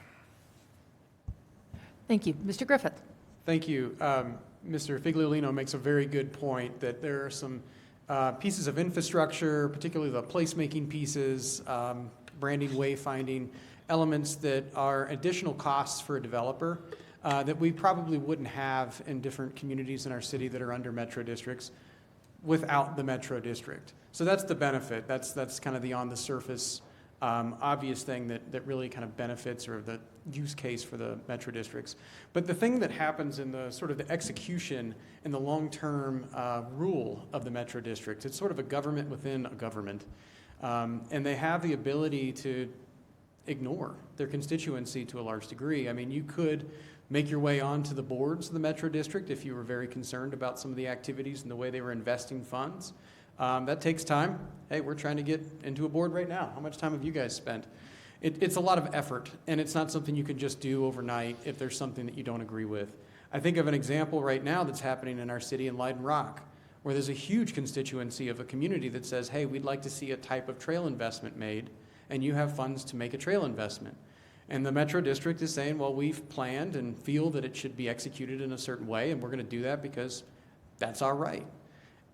That's a tough thing for the city council to see and say, look, this is between the Metro District and the community they serve. How do we get involved in that directly? Is it appropriate for us to have an opinion on that? I think the future of Metro Districts in Arvada should have a serious, we should have a serious conversation about that authority and if it is absolute and indefinite. Thank you. Thank you. Ms. Hall. Thank you for the question. I think that metro districts are often formed because a developer will say, I will do this development if we have a metro district to pay for X, Y, and Z. And sometimes that's appropriate because those are important things to happen. And sometimes it's just not as appropriate as it should have been, or ends up with things being developed that don't really go through the proper development process. So that's on the city to make sure that metro districts are not just instigating development that's not appropriate for the rest of the city. So that's an important piece. I think that when a metro district is formed, it can be, it does not have the rules around transparency that other layers of government have, and it can be very, very difficult to find out about the metro district. I found that out when I was running for mayor, and there were issues related to metro districts, and I was befuddled trying to find out information about the particular metro districts that I was bumping into. So that was an interesting learning experience for me. There are definitely advantages to metro districts, and if an area is large enough, and if it engages in planning with the city, then I think that a metro district could be a positive thing. If we have a bunch of tiny little metro districts spread around, I think that becomes unmanageable for us as a city, and we need to watch for that. I do not know how one would guard against that. Maybe as a lawyer, Mr. Rupert will be able to talk a little bit more about the legalese about that, or certainly Ms. Morris could do that. But I do think that that's an important thing for council.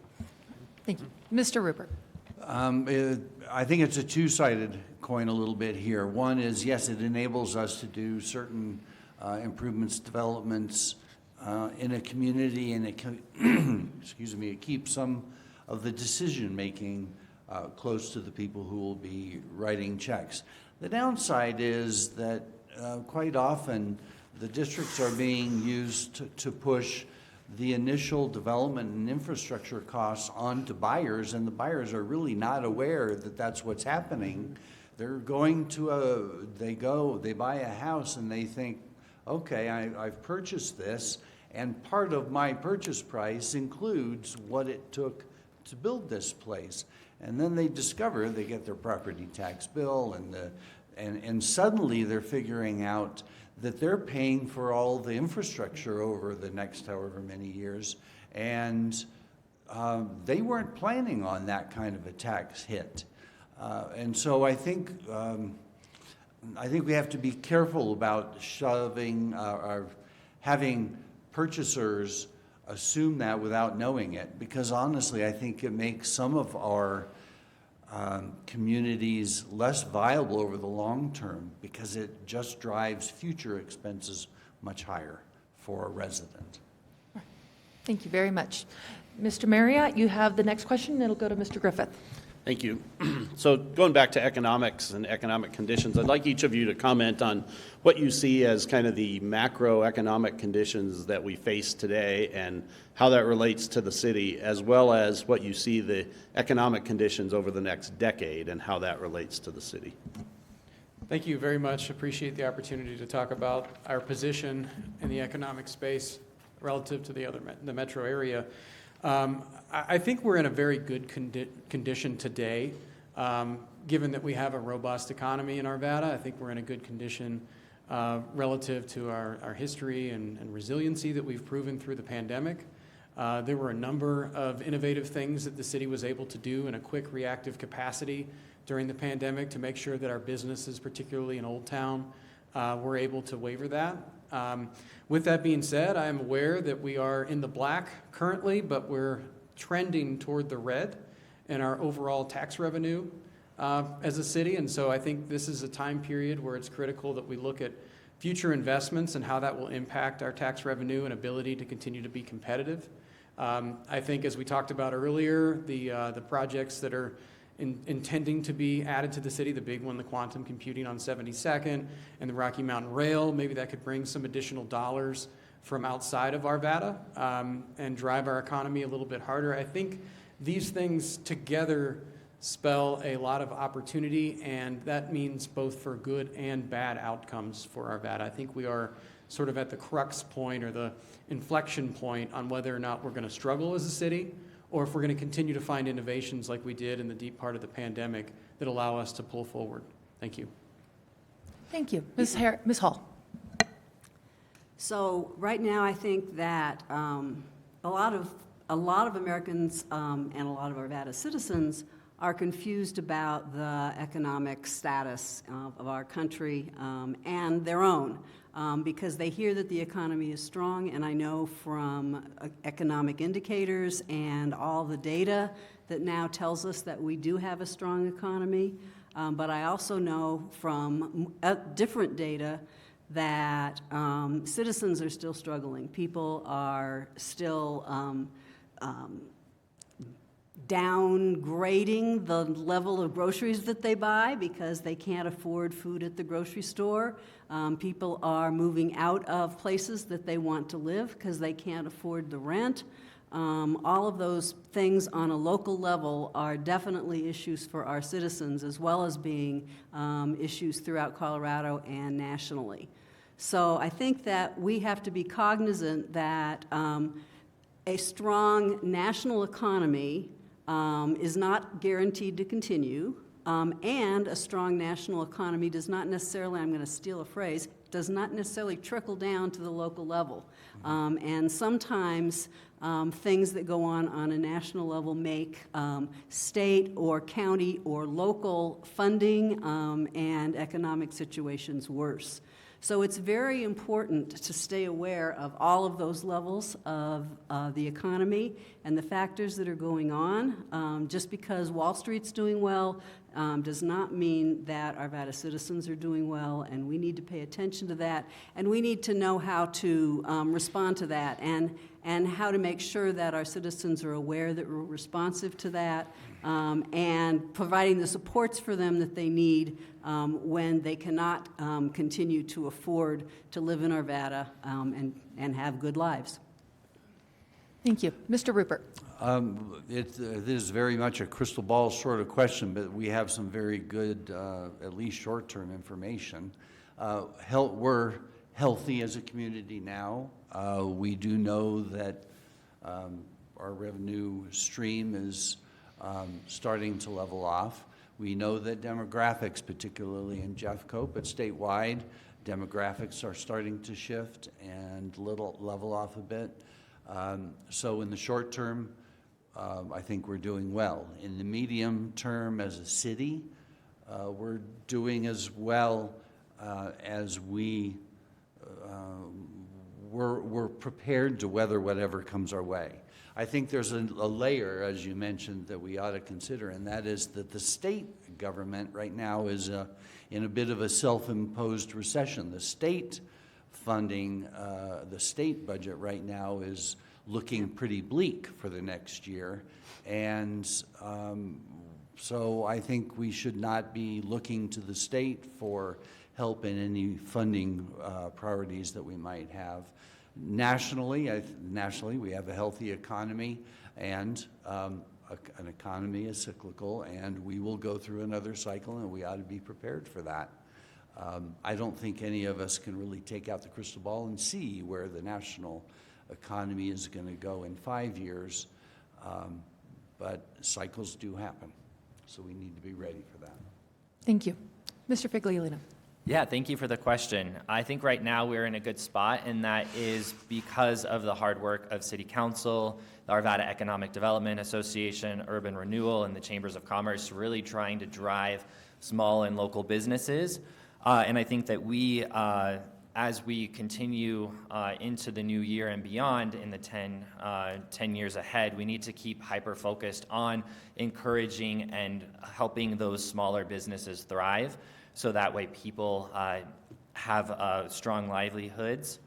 I attended a city meeting, or an ADA meeting a couple months ago with local businesses, and they were saying that the biggest issue they're having right now is retaining staff because of expenses. And so I think as stewards of the budget, it's really important for us to make sure that we are being fiscally responsible with our decision-making to ensure that the choices we make aren't going to have repercussions for our community members and our businesses in the future.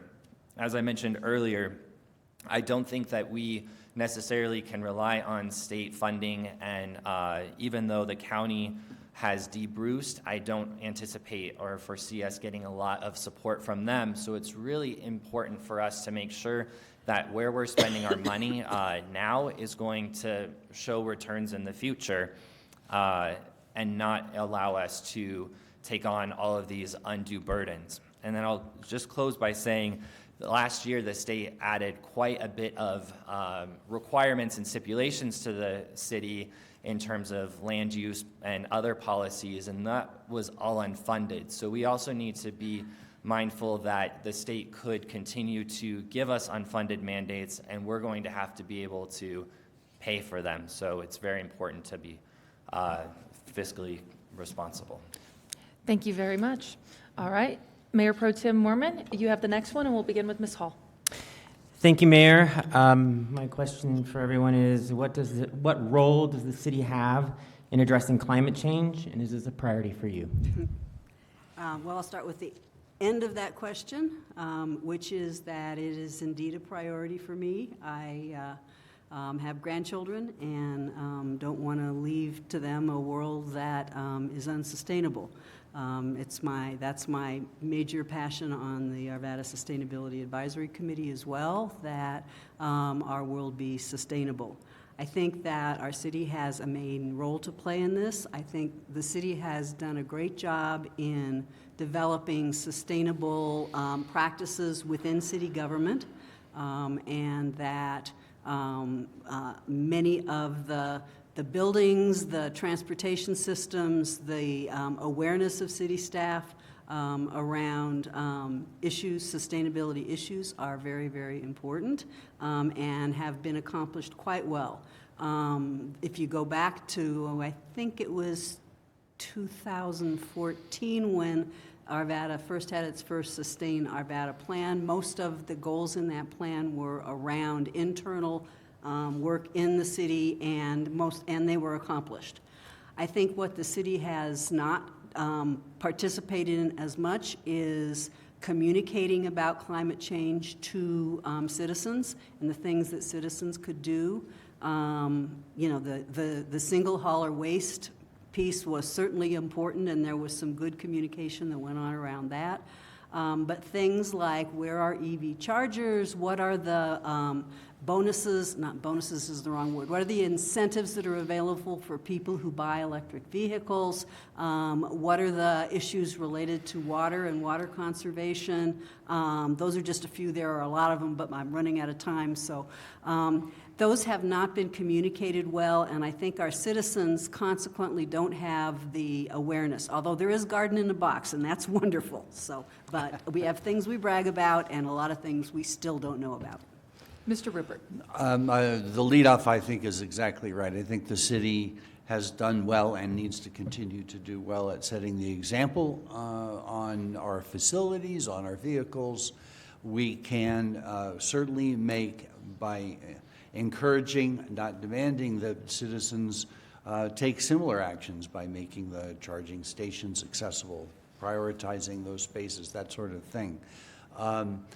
I think that we need to do the carrot approach rather than the stick approach, because frankly I don't think it's our role to require people to change their behavior. We can educate people about the behavior, we can educate and enable behaviors, but I think we as a city don't necessarily want to require purchases or other uses of people's household funding. Thank you. Mr. Figliolino.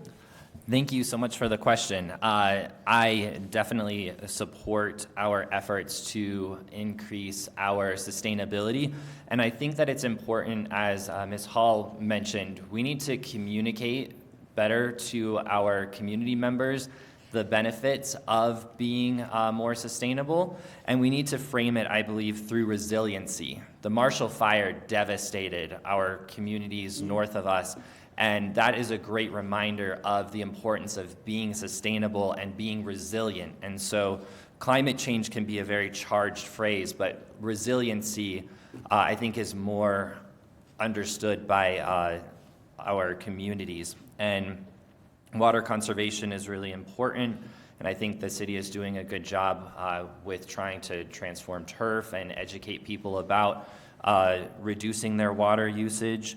And again, it's that education piece that's really important. I also agree with Mr. Rupert that we can't necessarily, and I don't agree that we should go in and mandate that everybody change their behaviors, but if we can encourage and show why it's important to change those behaviors, we'll be better off. Thank you. Mr. Griffith. Thank you. And once again, I'm impressed with my Planning Commission colleague. That was very good. Oh, thank you. The Marshall Fires, that was fantastic. Yeah, absolutely. I'm a big supporter of sustainable practices and looking at options for our city to have a major impact on what we can do locally. So as you're well aware, we have a new climate resiliency and action plan that is in its final draft stage, and I'm looking forward to see those final outcomes. I've actually had a hand in authoring some of the components of that as it relates to transportation. in our transportation systems plan. So I think that there's opportunities, but it's important, as my colleague said, to communicate to the public what we can and cannot do as a city. There's a good phrase, let's think globally and act locally. So when we're talking about climate change, it's like this big problem. What can we really do within the borders of Arvada that's meaningful? And there's a lot of things that we can do. One of the things that I'm really excited about that's included in the Climate Action Sustainability Plan is green infrastructure. I've built my career around finding ways to stuff green infrastructure into every nook and cranny of my projects. When I first started working in Denver about 15 years ago, green infrastructure wasn't a thing. They didn't have a department. They didn't really have a setup to enforce it. They didn't have standards. It operated mostly as a byproduct of forestry and urban drainage. With Sloan's Lake, with Brighton Boulevard, and several other projects that I've been a part of leading, the city now has a Department of Green Infrastructure in Denver. And it's a combination of individuals that were leading forestry, urban drainage, and wastewater. And now their focus is mandating green infrastructure projects that deal with water quality issues that are state mandated now with MS4 requirements changing. So I see a huge opportunity, particularly in the GI space, for Arvada to implement requirements for new roadway construction efforts that will result in a positive impact for the local area and for the world. Thank you. Thank you very much. All right, given the time, I am going to go ahead and ask the last question, and then we'll move to closing statements. Mr. Rupert, this one will go to you. I have about 4 in my head, and I've been debating up until right now which one I would ask, but I'm going to go ahead and close this on a community-oriented question. One of the most common phrases we hear in Arvada is, quote, the Arvada way. What is the Arvada way to you? What does it mean, and how would you uphold it? I actually only started hearing about the Arvada way in the last couple of years, so I'm amused by that. My own sense of our community has been that we don't do what is happening elsewhere. We are civil with each other. We're willing to listen to each other. Certainly people get excited about issues that are going to impact them. People don't like having things imposed on them. People don't like being surprised. And council hears those things when they occur. But by and large, I think we are courteous to each other, we listen to each other, and we're allowed to disagree with each other, but we do it in a way that's civilized, and I think we're task-oriented, we're outcome-oriented. I've led a number of boards in our community, and the members on those boards have been very diverse in their orientations, yet we worked very well together in leading the organizations that we were tasked with. So I think that is what the Arvada way means to me. Thank you very much. Mr. Figliolino. Yeah, that is a great question. And I think the Arvada way is just being one with the community, being together. I think everyone here loves the city. That's why we all choose to live here. And we want to be independent. As Mr. Rupert said, we like to do things our own way. But at the same time, we're also respectful and collaborative with one another. And I think that the Arvada way is to identify challenges and work together collectively to solve them. And we've seen that through all of our strategic planning, all of the comprehensive plans we've done. I think our community does a really great job of working together to solve these challenges, and that is the kind of council member that I would continue to be, that collaborative, inclusive neighbor. Thank you. Mr. Griffith. Thank you, and thank you for this question. I think for me, what the Arvada is talking about, it's a unique, just as unique as our history and where we come from in the city. It's a unique way of addressing challenges. And I think Arvada City Council has a finger on the pulse of the city that is special and different than other municipalities. And the community lets you know whenever something is off. And they let you know immediately. And I think the way that we respond to these challenges, I think we're like all in the same boat together, right? So I'd like to cite and bring up the Navigation Center again, because there was a reaction to that was pretty powerful.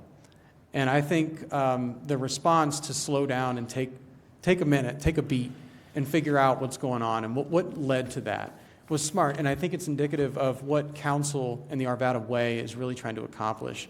And it's trying to be both one with forging forward and addressing challenges head on as they appear, and they may be all kinds of different things, but at the same time making sure that we're connected and have our finger on the pulse of what's going on in the community, and we're reactionary to the way that they're impacted by these changes. It's a big city, 125,000 people live in Arvada, geographically huge.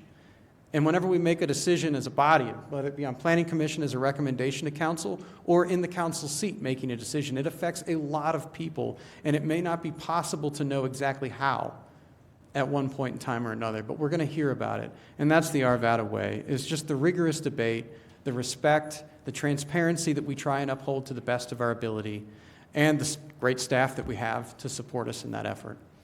Thank you. Thank you. Ms. Hall. Well, I think that if you were to ask a question in the community survey, what is the Arvada Way, you would find that that nobody has exactly the same sense of what is the Arvada Way. You would get a whole lot of different answers. But when I've talked to Arvada citizens, some of the sense that I get of what they value the most, first of all, it's our history. It's the culture, it's Old Town, and the fact that we feel like a community. One of the things I really value is that we still have a relatively intact old community in Old Town and the neighborhoods on either side of it. And that really gives a sense of charm to the community, and I think that's very valued. I think people value kindness and courteousness and being friendly to their neighbors, but also that independent streak that leads to all those different definitions of the Arvada Way is also a part of how Arvada residents think. Clearly, another very, very strong value is our parks, our trails, our green spaces, our infrastructure. Some of the things that don't quite make it, our sidewalks in some parts of town, et cetera, that are seen as not part of the Arvada Way because people who are disabled can't get from one place to another easily, and I discovered that right after I had 3 surgeries. But I think the biggest part of the Arvada Way is people saying, I love Arvada. I love to be here. I love the community. I love my home. I love my neighbors. And hopefully, I can be a part of them saying, I love my government. I think they are responsive, and I think they listen to me because part of the Arvada Way is giving input and being part of that government. Thank you very much. All right, we're going to go ahead and move into closing statements now. Already we've had Ms. Hall and Mr. Griffith answer a particular question that was not asked earlier, and that was if you intend to run for this seat. So in your closing statements, I would like to ask Mr. Rupert and Mr. Figliolino to also indicate if they have an answer to that question. And since we began with Mr. Figliolino, for closing statements, we will begin with Mr. Rupert. Well, all righty then. First of all, I want to thank you for the opportunity to apply for this position. As I said in the opening, I'm very proud of our city. I'm proud of the government that nurtures our communities, that encourages our business community. I spent a lot of time on Chamber of Commerce boards. I still serve on Chamber of Commerce committees. I still am working with the Chamber to increase our flow of staff, talent pipeline work. And so I'm grateful for the opportunity to be up here and to possibly serve. I would consider running again because I believe, first, there's a learning curve that goes along with a job like this, and you don't want to lose the value of that learning curve. Continuity is important. Stability is important in government, and so it is my intent, barring unforeseen circumstances, to run in the fall. Thank you. Ms. Hall.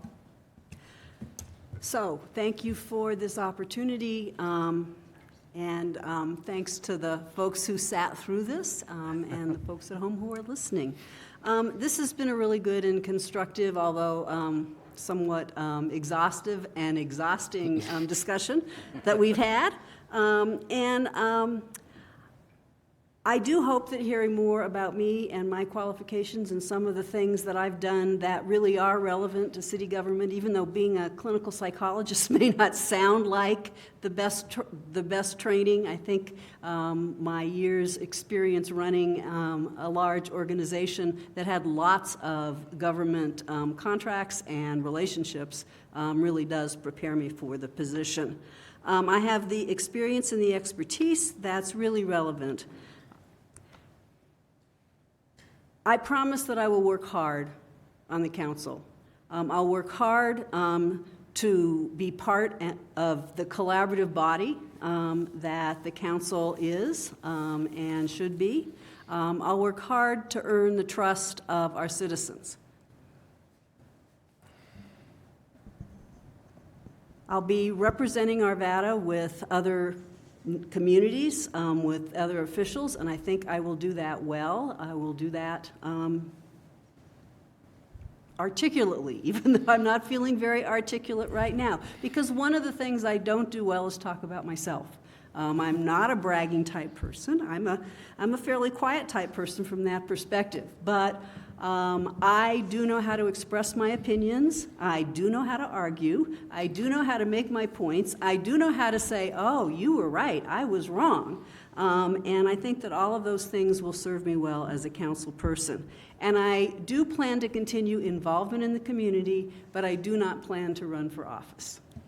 Thank you. Mr. Griffith. Thank you very much for the question and the opportunity to get up in front of the City Council and the community members watching and the folks here to support the candidates. I have to say to start off, I'm sold. I would hire any of these individuals.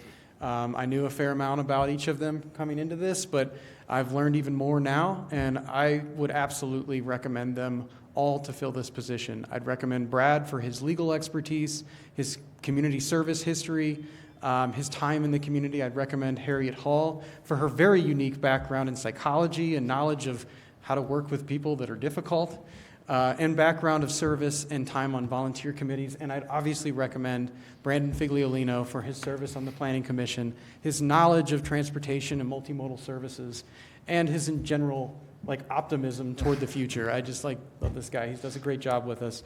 And with all that, I just want to say and acknowledge that this is weird for me. It is strange that there's a group of 4 people up here trying to convince a group of 6 people that we're good to represent 125,000 people. It's sort of like a reverse campaign. And I have to acknowledge that as much as any of us have worked so hard to convince the 6 of you that we're the candidate and we're the person to be the addition to City Council right now, the reality is that we have to be the best person to represent 125,000 constituents, and that's a tall order. So Council has been tasked with something that's pretty monumental, and I wanted to call attention to that. So in my mind, today was an opportunity to get my first 6 votes, as I do intend 100% to run for City Council in the at-large seat in the fall. And I intend to take the community with me and hopefully to take at least 6 of these votes here today. Thank you so much. Thank you. Mr. Figliolino, you will go last. Thank you so much for the opportunity, and I just want to recognize all of your efforts over your many years of service to our community. You are very inspiring and transformational leaders, and I really appreciate all that you've done for the community and our fellow residents. As I close out my statement today, I really appreciate the opportunity and just want to reiterate that I am committed to serving my neighbors and my community members, my fellow friends and residents of Arvada. I want to be the best individual that I can be, and I intend to commit to being a collaborative, inclusive, and solutions-focused council member for the good of all of Arvada, taking in all perspectives, and again, using those data-informed decision-making to make sure that we have the best outcomes for everybody, not just the select few. And I have seriously considered running for City Council in the fall, and I'm still talking it through with my family and my friends and my kitchen cabinet, so to speak. But I am definitely very seriously considering running for this seat in November of 2025. Thank you very much.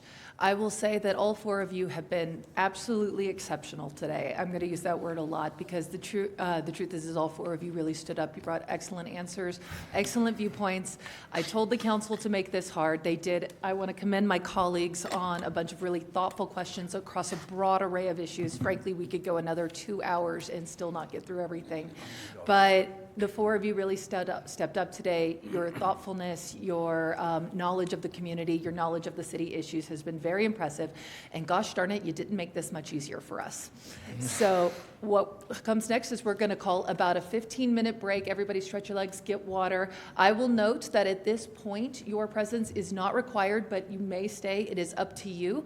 Council will resume on the dais, and we will have the discussion before we start the rounds of voting. And so, like I noted, you are all welcome to stay, certainly, but I also understand if that may not be very fun as a person, and so it is up to you on what you want to do. Thank you, everybody. 15-minute break. We will resume at about 10:18. Thank you.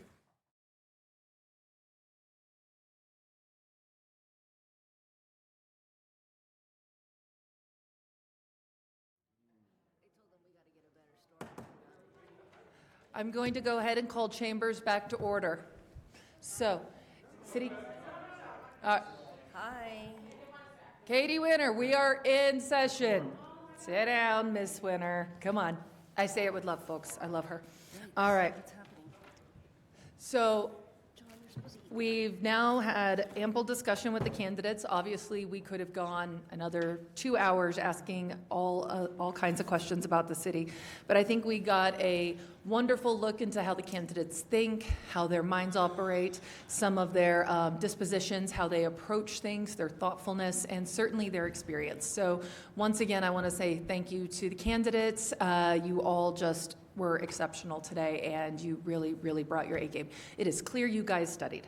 So with that, I would like to open it up to council for your thoughts, considerations. And Ms. Ambrose, if I've got you here on my screen, so if you just want to raise your hand, and if I don't notice for some reason, please just go ahead and interrupt. I don't want to have you lost in the conversation, okay? So does anyone have opening thoughts that they would like to start with?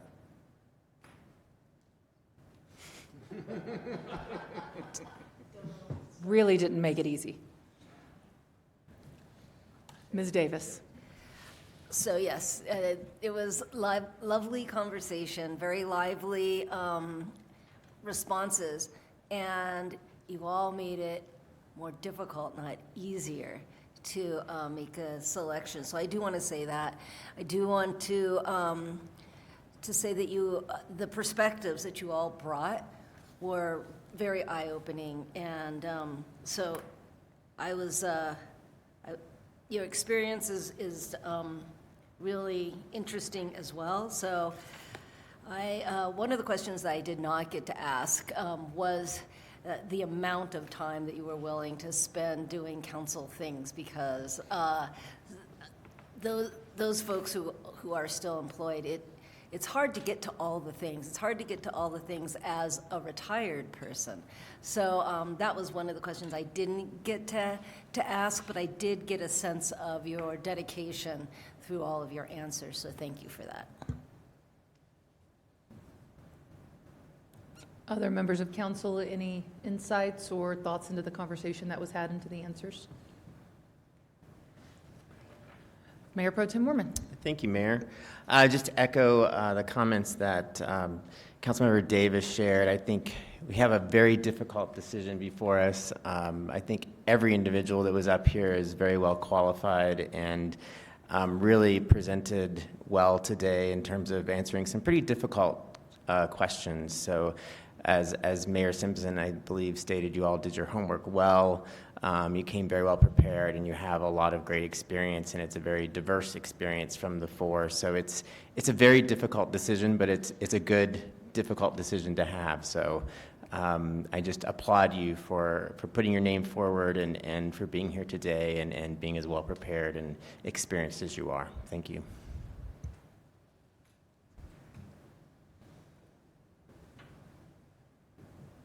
Mr. Marriott, Mr. Pfeiffer. So let me just kind of express that. So I've been through 2 of these vacancy fills, and to me, this one was definitely harder than the other one. They were both challenging, but this one was definitely harder. I think where I struggle, and I almost wanted to say I needed more time to write some thoughts and notes down than 15 minutes.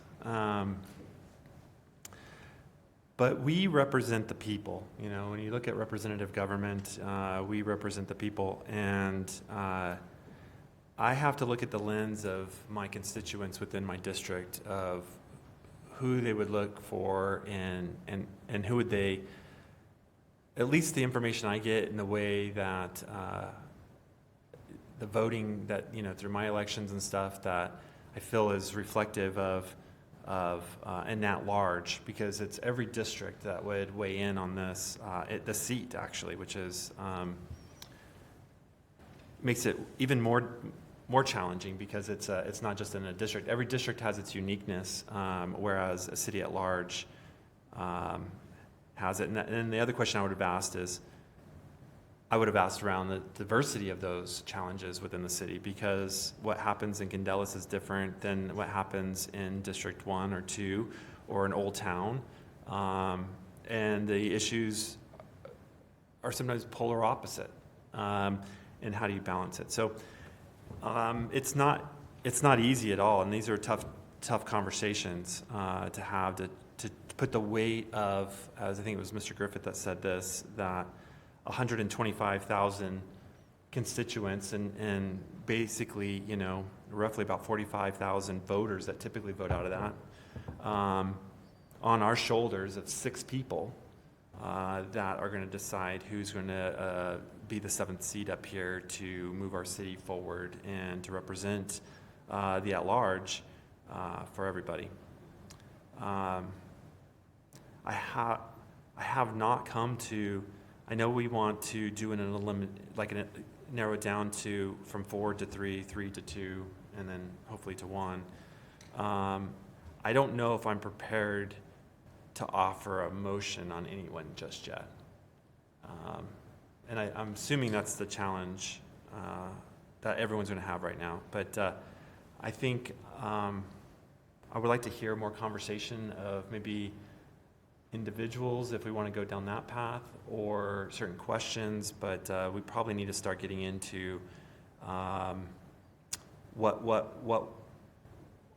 not that anyone is less. I want to be very clear that if somebody is not selected, that is by razor thin margins that I couldn't even maybe describe why one over the other. And I think that's why I'm having a hard time saying who would be the one I would eliminate and go to the next 3. Because, I have, 6, 7 pages of notes, and there's a lot of good in there, and I can't, and I found really nothing negative or I'd say a down on the person at all. So I'm going to pause there and set the stage of where I'm at, and then I see Shauna has her hand up, so I'd like to hear from her as well. Councilmember Ambrose. Yeah, thank you. Thinking about that this is a year-long appointment, I was swayed by Harriet Hall's point that she is not running again. And I think that really does give voters an opportunity to vote for somebody without an incumbency. So thinking about neutrality from that point of view, and also the qualifications that Ms. Hall brings. And the amount of recommendation letters is just, those are great for me.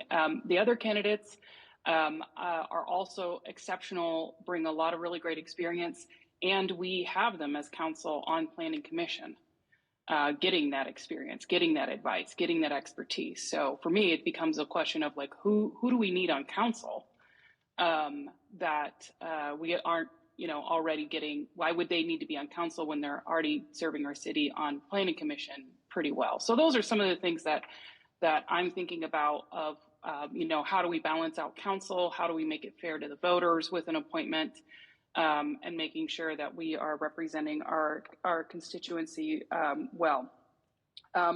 So that's something that I'm thinking about in terms of, why would we need somebody on council versus if they're already serving us, already serving the city, already serving our constituents, and then just thinking about, the qualifications. And I think for me, when I think about hiring for a position, I want to see experience of somebody who is already doing the job or already has done this exact job and hear about that. And I think another conversation that I heard from Mr. Rupert about that was him discussing about what the budget shortfall looked like on the school board. I brought up the budget question because it's a big deal in being able to manage, okay, we're a public entity, we're a government, how are we managing these FTEs? How are we serving as a fiduciary? And so from that perspective, Mr. Rupert is the only one who was like, well, being on the school board, I had to deal with how do we have these FTEs? How do we have this long-term funding over 10 years? How do we make sure that we have the right amount of funding for from a government perspective? And I think having that experience is something that he uniquely brought that is not on Planning Commission to bring up to council. So those are some of the things that I was thinking. I really appreciate all the candidates and just really amazing answers, and really appreciate the dedication that you all have. Assuming you're still in the room, I can't see you in the room if you are, but I really appreciate all the time and the things that you prepared, and just thinking about the uniqueness of what's the best decision for the citizens of Arvada. Thank you, Councilmember Ambrose. Councilmember Davis. Thank you, Mayor, and thank you, Councilmember Ambrose. Those are excellent points. Again, I, as the other at-large member, I would help or work with you to work with the appointee to address matters across the city, because Mr. Pfeiffer is right. What is important to folks in Candelas might not be as important to people in Columbine. It's going to be a whole different demographic. And bringing Arvada together, when we were asked about what is the Arvada way, I do know that we see it differently in different pockets of the city. And just navigating that is very, very important. And like I said, it's very time consuming because you're going to different activities at Layden Rock and Layden Ranch, Candelas, but you're also going to equally important activities that are in other areas of the city. And so there are times when I don't eat dinner with my husband for a couple of weeks because I'm going from meeting to meeting to meeting. It's a commitment. So I just want you to keep that in mind as well, and I will work with the next at-large candidate to meet those needs of all the residents of Arvada. I'm retired, and I don't think I've been busier at my regular day job than I have been since I've been on council, and that's by choice, and I do it because I think it's very important. But I just want you to keep that perspective of how busy an at-large member is, because you cover the entire city, 125,000 people at night and 141 or more during the day, 141,000 during the day, businesses and residents. So it's super important as I evaluate the next at-large member. I'm looking at that time commitment too. Councilmember Davis, I really appreciate you mentioned the time commitment. I know we had it in the application, and the formal time commitment is listed as 10 to 20 hours. I can't remember the last time I had a 10-hour week. It was probably a holiday week when we had nothing, and I only had to answer a few emails. Truth be told, I often spend more than 10 hours on Mondays alone. The truth is I spend 40 hours a week doing this job normally, and between other work outside of this, my average week is 65 to 70 hours. So now granted, there's a lot of those are community events in the evenings. There's a more social aspect to them. It's not hard work like we are on the dais, but there is still a community expectation, there is still a networking, there is still an answering things. You're still on. And anybody who's ever been to a work event in the evening knows you are still on, it is still work.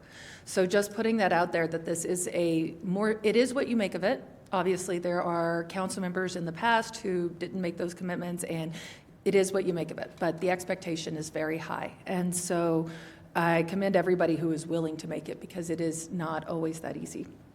And with that, I will also note, just for the community's awareness, as we're discussing the different districts of the city, interestingly, and this was by no means by design, it just happened to happen, all 4 of the candidates hail from District 2, Councilmember Ambrose's district. And so that is the eastern side of the city, for those who are unfamiliar with the district lines. And it's kind of fun because I've always joked that District 2 is the land of the candidates, because we have, for some reason, and I don't know why, so many candidates for city, whether they're at large or otherwise, tend to come out of that district, and it just is what it is. And so it's a great place. I myself live in District 2. And so with that, some of the thoughts I was having, again, I agree with Mr. Pfeiffer. Everything right now is a razor's edge. We have to look at these teeny tiny little intangibles to kind of distinguish which direction we want to go, because truth be told, during this panel, each and every one of you proved that you are ready to do this job and you would do it well, which was exciting. I'm not going to lie. I was really hoping one of you would eliminate yourselves, but none of you did. So well done to everybody. Some of the things I was looking for, I was taking detailed notes. I was trying to not just write down what you said, but I had 2 pages running concurrently. On the left page, I was writing your highlights of your answer, and on the right, I was making kind of a note about it. So it was either, if you made a point that I really, really liked, highlighting that, or if I thought you maybe missed something. And I want to be clear when I say you missed something. I don't think it is that apparently we have a wireless caller. And so I don't think you missed something in the sense that you got a wrong answer. I think it is that I was trying to listen to see if you came up with a specific something and you missed it. I will say all 4 of you did get one thing wrong. Quantum Commons has broken ground. It is coming. And so that was the only thing I will note, but that's stretched across the 4, so there you go. So with that, gosh darn, you made it very, very hard. Different answers I was looking at. I appreciated learning about how each of you thinks, each of you approaches the questions. And yeah, those of you, and I really commended you. Some of my top notes were when you would call out things about the city. So Mr. Griffith, you mentioned the comp plan several times. Thank you for that. That is our guiding document, and I don't think most residents recognize how we have that. Mr. Figliolino mentioned a vote that happened in 2020 when we rezoned land. Oh, I wanted to high-five him on that one. That was awesome, and that one is really coming back to us. It's highly relevant right now. I second Ms. Davis. Mr. Rupert, you mentioned your experience with budgeting on school board. Having been on a body that is structured almost identically to this one, I very much appreciated hearing that and how you apply that to the city. And Ms. Hull, with her dedicated service, bringing up the 2014 sustainability plan. Even I got to go back and look at that one, so that was very impressive to hear. So I really appreciated those kinds of depths of expertise in pulling that out. I like Mr. Pfeiffer's suggestion of maybe instead of going through candidate by candidate, let's take this question by question and just kind of diagnose and dissect what was said. That way we at least have an intentional focus on each one. And also, Mr. Marriott, you haven't provided any comments on the discussion or anything yet, so I'd like to invite you to do so at this time. Come on, Mr. Marriott. I don't have anything to add. All right, well then let's take it for question 1, and I'm going to ask each council member who asked the question to lead off with their thoughts on how the responses were on that question. So Councilmember Ambrose, you started with question 1, which was if you have run for office before, tell us about your donation history, which I think is a very elucidating of community. how people approach community support and where they've done it in the past, if they've done it. So if you want to go ahead and give me your thoughts on that one, we'll go ahead and kick that off. Yeah, I think campaign finance is an important question, even though this is an appointment. 3 out of the 4 candidates have run for office before. And I think where your funding comes from does affect your philosophy and outlook when you are in office. And so starting out, Mr. Griffith talked about businesses being the sector as well as Arvada residents. Ms. Hall talked about just everyday Arvadans being the biggest supporter. And Mr. Rupert talked about when he ran for school board, unions that make sense for running for school board were the biggest sector in additional to Arvadans. And perhaps a bit this unfair question for Mr. Figliano, who has not run for office yet and is thinking about if appointed running for this office, but thinking that it would come from everyday Arvadans with his emphasis on the city communicating better to residents. Like, we can be data driven all we want, but if we're not communicating very well, and his emphasis there. So that was the answer to my question there of, where supporters come from and how it would be affecting their points of view on council. I'm sorry, where donors come from and how it affect their points of view on council. Are there any council insights or thoughts into what was revealed from the candidates? Ms. Davis. Thank you. I had the same feeling about that. I do know that Mr. Figliolino would be leaning on community folks and businesses in the community, and I liked that, that for Mr. Figliolino, Ms. Hall, Mr. Griffith, that they are looking to garner support within the community, and certainly Mr. Rupert too, in terms of teachers and the support professionals. But I really was looking to understand and acknowledge that folks in Arvada want to meet you, and they're going to give to you when they know you and they know what you stand for.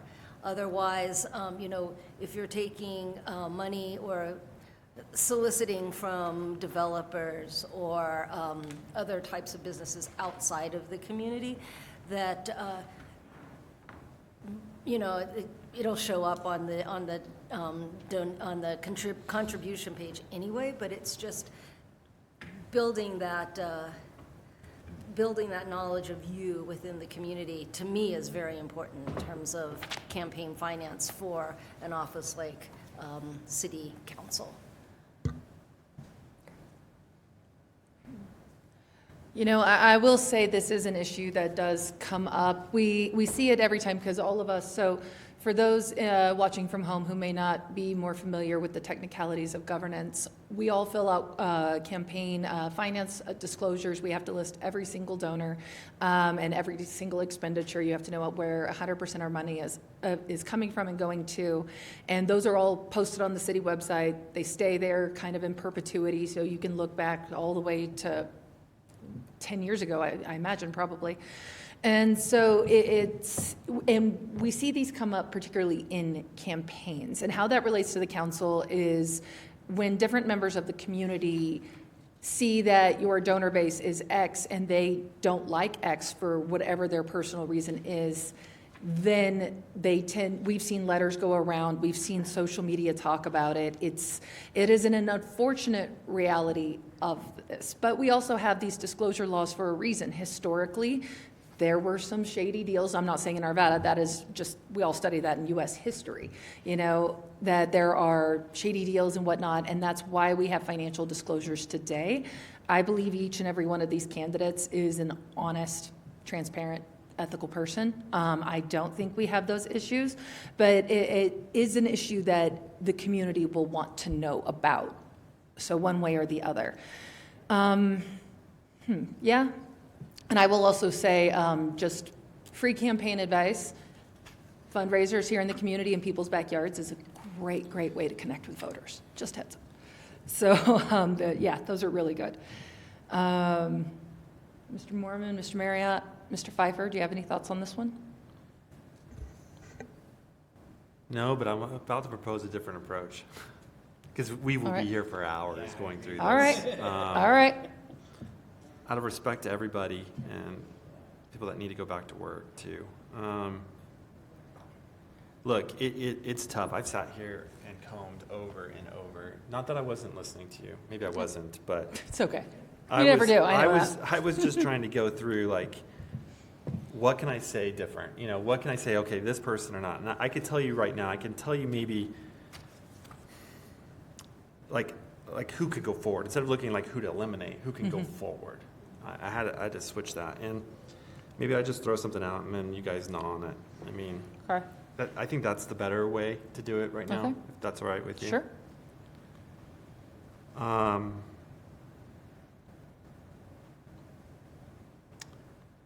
Man, I'm gonna just put this out. I'm gonna say Hall, Rupert, and Griffith would be the three moving forward.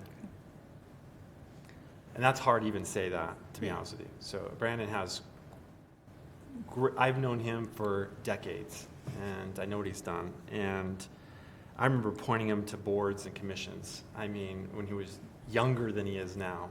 I mean, but I think out of my notes, that's who I feel right now. So, Mayor Pro Tem Mormon. I would second that or agree with you, Councilmember Pfeiffer. I too know Brandon, maybe not as long as you do, but I think, you know, definitely, I mean, he impressed me today with his answers and his knowledge. And I think, you know, trying to, as we said, this is a razor edge difference that we're trying to calculate and determine, and it's very difficult. But I agree with it from my perspective is experience. And while Brandon does have experience, and that's what got him here today, there's no question about that. But then when you compare to the other three candidates, there's quite more depth of experience that I've seen just, you know, in reading the applications and hearing from them today and understanding what that experience is. So that would be my call, as well, as difficult as it is, because again, I think Brandon's an excellent candidate, and he brings a lot of value on his own as well. So it's difficult, but I would agree with your assessment. So Mayor, can I just? Please. Mayor, can I just make the motion, then we'll just vote and just see how it goes? And then everyone can comment on the motion. Yeah. I think that'd be more appropriate, right? for Absolutely. decorum. All right, make a motion. So I make the motion to move Hall, Rupert, and Griffith to the next round of discussions. I will begin with comments. Traditionally, the mayor likes to let everybody go first, but this is a little bit of a different process. And so I will be supporting this motion for two reasons. Mr. Figliolino, whom I know him, I say hi to him, but we're not particularly close. I certainly don't know him that well. He impressed the heck out of me today. Like, my goodness, he really did. And so, yes, we are voting, but you also may, I'm going to afford everyone opportunity for comment. He really impressed me today. And in fact, I think he presented one of the stronger performances today. If we were going entirely on just the panel interviews, I would move to advance him. Actually, I thought he had some exceptional answers. He had exceptional insights. He was well prepared. He was very articulate. I think Brandon did just an exceptional job.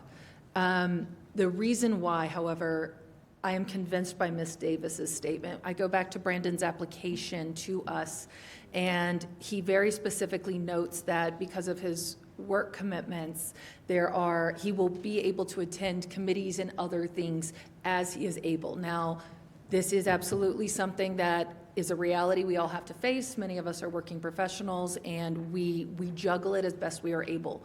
But this job, this council seat, requires a significant amount of scheduling flexibility, and you have to have a workplace that is kosher with that. Otherwise, it just does not work. It is too difficult.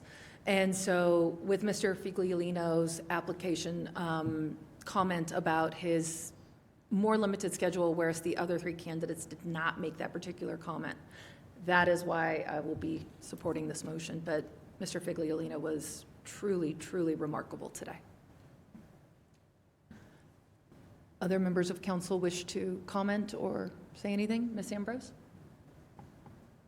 Mr. Marriott, if you will cast your vote. All right, all votes are cast. Oh, and Councilmember Ambrose, how do you vote? Yes. Okay, Mr. Marriott has, this motion passes 5-1 with Mr. Marriott being a dissenting vote. Mr. Marriott, do you wish to speak at all to this or no? Nope, all right. Okay, we now have 3. Congratulations, Mr. Griffith, Ms. Hall, and Mr. Rupert for advancing to the next round. And Mr. Figliolino, I'm sure you're going to come back and watch this video. Man, come back again. You really knocked it out of the park today. All right, we now have 3. Council, I know it's awkward, but we got to make this a little harder. I guess I'll keep digging at it. So since otherwise, I think we'll all stare at each other. So right now, like I said, razor's edge. And apologies, team, can we get Councilmember Ambrose back on the screen? And just to keep this moving forward, now it's like, okay, who are the next 2 to move forward in the conversation? I'm gonna suggest the next 2, but I'm not gonna make a motion just yet because I want to hear more arguments on the 3rd. So this is where I'll start. I want to put forward Rupert and Griffith, but what gives me hesitation on that is Councilmember Ambrose's statement around Hall willing to, she's not going to seek election or re-election, I guess, at that point. And there is a thought process around that is fair and transparent as well. That doesn't give the edge of an incumbency. But I think somebody being less than a year is not really an incumbency because their name is not known. Like if you spent the full 4 years, the incumbency does benefit you because of recognition and being in the paper and being on the Arvada report and all these other things, right? So there is something that happens around that. So, but I teeter-totter on that because I value what Councilmember Ambrose said around it, and I put weight to that. So I'm going to pause for a minute and let people talk. Councilmember Ambrose. Yeah, thank you, Councilmember Pfeiffer. I appreciate you taking my point of view into consideration. And I was not planning to support Ms. Hall for this reason, but I do like the logic behind it of, hey, I'm not running again. But also that Ms. Hall has deep experience working with the city government, being able to talk about, hey, I was on that sustainability plan. I was part of the single hauler debate. I helped Arvada be there for mental health emergencies with the Jefferson Center. And so I think just a perfect candidate to have fill that, it's like, they're there for a year, but they're not fresh to city government, have been so involved in everything that we've been doing, and then truly allowing the voters to decide instead of us 6 appointing somebody for at large. So I really appreciate Ms. Hall's application and all the involvement that she has. And then again, that we also have all the other 3 candidates on Planning Commission serving our constituencies already, and Ms. Hall being the only person who isn't on Planning Commission, but is also heavily involved in our city government. Mr. Rupert is not on Planning Commission. Oh, okay. Yeah. I thought he was. He sounded like he was because he has the legal experience in real estate. And so I thought he was also on, he sounded just like our Planning Commission folks. I'm sorry about that.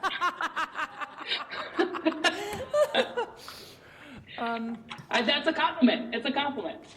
Okay, so you have Ms. Hall, Mr. Rupert, who are not on Planning Commission, serving the city already. So an ability to bring in one of those 2 candidates to have more of that direct service. And I also agree with bringing forward Mr. Rupert for the legal experience that he has. I think on council with the departure of Mark Williams as our resident lawyer, definitely could use that experience on council to have, while our legal counsel is great, but having somebody on council who is a lawyer too, I think is an area of work. And of course, Mr. Griffith, deep involvement with the city, lots of experience in placemaking. This is really a tough choice, but just reiterating my previous point as to the neutrality being able to offer voters of, both having equal footing. Thank you, Councilmember Bose. And Mr. Pfeiffer, before we get into advancing the next two, perhaps a good thing we could do here would be to discuss what council needs. Where are our existing gaps before we discuss who we want to pick? Because they're all three so awesome, but in different ways. There's some crossover, of course, but maybe it would help us to sort of be a little bit, help our thought processes here if we discuss where our current expertises are and where we are lacking. Councilmember Ambrose, just to start, noted Mr. Rupert's legal experience. With the departure of Mayor Williams, we no longer have a lawyer on council to kind of help us frame up some of those policy debates. So that's a great one to start. Mr. Griffith is an urban planner. None of us are urban planners. He understands land use and expertise and development in a way that none of us ever will, because that is not our training. And Ms. Hall, with her background as the CEO of Jefferson Center for Mental Health, has deep experience in working with mental health challenges, difficult populations, as well as being an agency head of and having to work with governments from that lens. And so that also, particularly as we discuss around homelessness more than any other issue, I would think she could help us in that particular conversation with her expertise. So Mayor Pro Tem Moorman. I'll just add to that. I think, with Councilmember Ferre's departure and resignation, she brought experience in the social work field that was important to those conversations, and now we don't have that necessarily, and I feel like Dr. Hall would bring that to this back, to fill some of that expertise that we had with Councilmember Ferre.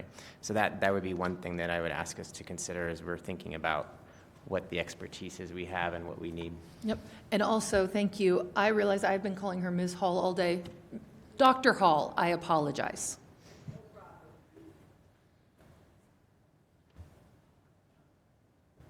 Well, just so you know, I'm not going to look at it in that lens.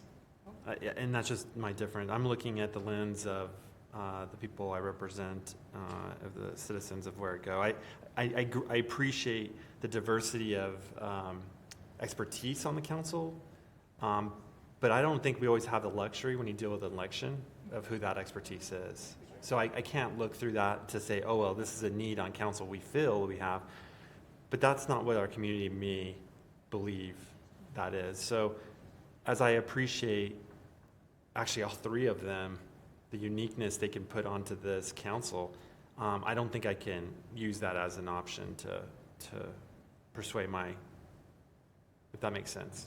No, it absolutely Yeah, okay. does. Yeah. I'll let somebody else make a motion. I was just trying to get the Councilmember Davis, conversation. your light is Oh, on. okay. Yes, thank you, and that's excellent counsel member. And I'm not a lawyer. And you're not even an attorney. So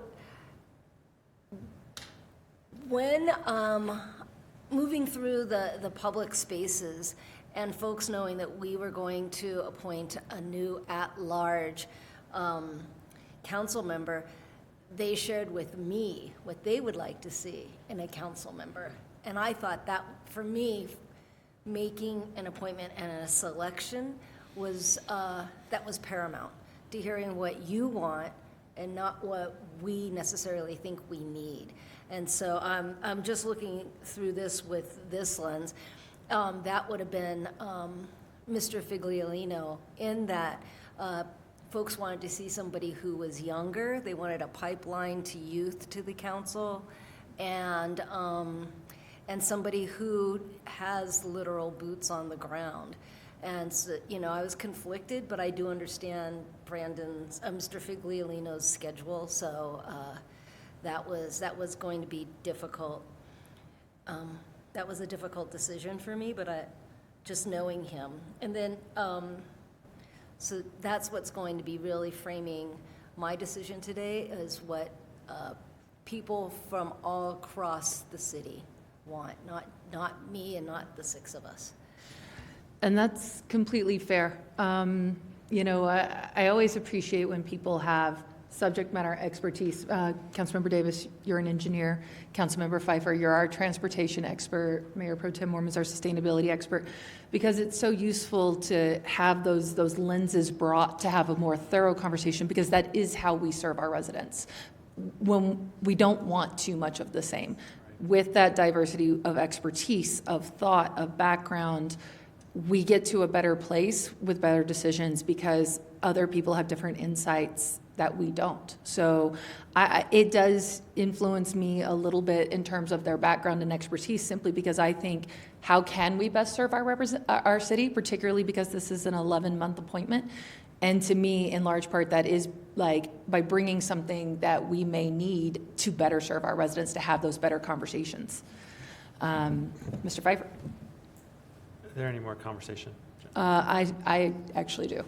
Oh, you do? You still want to? Okay. Yeah. You can go ahead. I was going to make a motion. Okay. So thinking here, about some of the other stuff we've considered, time commitment is huge. The knowledge of the community, which I think all 3 candidates have. If we want to get into other, like, again, we got to start looking at the intangibles here. I would support Mr. Rupert moving forward for this year's sake. He's the only candidate who has actually been selected by the voters in the past of the 4. He's the only one that has run for office and won, and I believe he won his last election with more than 60% of the vote. That was in one of his letters. That is resoundingly decisive. I will say, it was impressive. If we go to the letters of recommendation, I think we should talk about that for a minute too. The letters of recommendation, everybody had really impressive letters, very diverse letters. Mr. Rupert actually did have the fewest letters submitted. The most letters, I believe, came in from Ms. Hall. So I really struggle with eliminating Ms. Hall at this point, considering she brought the most letters of recommendation from the community to this process. And I had with Mr. Griffith right behind her. Literally, she got 1 more than he did. And Mr. Figliolino had significant ones as well. I have had members of this community who did not submit letters also approach us just informally. Either they missed the deadline, they didn't know to send it in, they forgot, happens a lot, or they didn't want to submit a letter, but they said, I wanted to say this nice thing about this person. Mr. Figliolino should be aware that some of his colleagues from RTD approached me at a mayor's event earlier this week, or it was last week, and just raved about him. They said he's one of our guys who gets something done. I know. That's why I'm citing him and not one of the others, because I don't want to bring in something from the outside. But I'm using it as an example of things that have happened. And so that is just really impressive. And it's happened for all of them. I will. So make a motion, I guess, if nobody else wants to. Yeah, I'm going to make the motion that Rupert and Griffith move forward, and here's why. I know Harriet Hall will do a fantastic job. Absolutely, no doubt in my mind. But I was sitting here trying to think it through and I do believe Dr. Hall would absolutely dedicate time and vision and focus on it. But I also know that Rupert and Griffith, knowing that they have to seek re-election, may even try harder. because they have to persuade the voters that they are doing what the voters want. So to me, I could look at it being hungry to make sure they are listening to the constituency, doing good policymaking, looking over the budgets. Not that Dr. Hall wouldn't do that, but what's at stake is an election, and that might have the individual elevate themselves harder to be more involved and engaged. Not that, like I said, razor's edge. Everything's a razor's edge. So my statements are not to be literal. It's just that would be the razor's edge that would flip me into this motion. And interestingly, Mr. Pfeiffer, you just pushed me in the other direction. I will be voting no on your motion because, and here's why. I was already thinking, and that's why I wanted that final question out there just to know. I struggle with council choosing the power of the incumbency. It is a very strong power, the power of the incumbency, and you really just illustrated it right there because yes, they may work harder. Having known Dr. Hall, I actually am not sure anyone could work harder than she does. I think all three would give it just a tremendous effort. But knowing that if we as council were to elevate somebody who plans to run for this seat next year and is declared that they intend to run for this seat next year, we are quite intentionally providing them an opportunity over anyone else to be in front of those voters in that capacity, to let voters see them in that way. Now, yes. Well, then why did we ask the question? We Well, shouldn't have asked the question. I disagree. I think we it's good to shouldn't- know that. Because maybe we shouldn't have known that. But it was not our choice. Ms. Hall put it in her application, and Mr. Griffith declared it in his opening statement. And therefore, it was only fair to have that information from the other two. It was provided to us. We did not originally ask that question. Yeah, I'll just disagree that just because you're served 10 months makes you an incumbent. I don't see that at all. An incumbent is full 4 years. That's an incumbent. An incumbent is known by the person's name and its brand. Yeah, I don't think that everyone, just because they're in there for 10 months, makes them automatically an incumbent. I see both sides of the fence, and I see both benefits on both pros and cons on both sides. But we are at a point where you need to narrow it down to two people. And I give you what I felt was a razor's edge, and that's my motion. That's the best I can do at this juncture. Because if it was easy, I would have just went straight to the one person and called it a day a long time ago. I mean, that's completely fair, but I will go ahead. We do have a motion on the table to advance Mr. Rupert and Mr. Griffith. So I will allow folks to vote. All right, Mayor Pro Tem Mormon?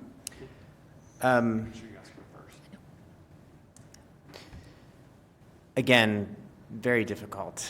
I will be supporting this motion, but I feel it's tough. And I think what is making the difference for me is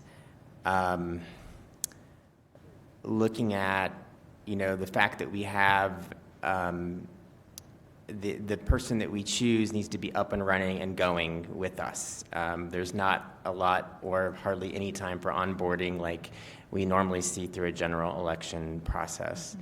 And so I think that is a key factor in thinking about, while, again, Dr. Hall brings amazing experience and has a lot of the key things that I think would greatly benefit this, I feel like razor's edge that both Mr. Griffith and Mr. Rupert have just a little bit more of the actual inner city key working things that we would need to get up and running and going. And again, that's such a hard judgment call to make, but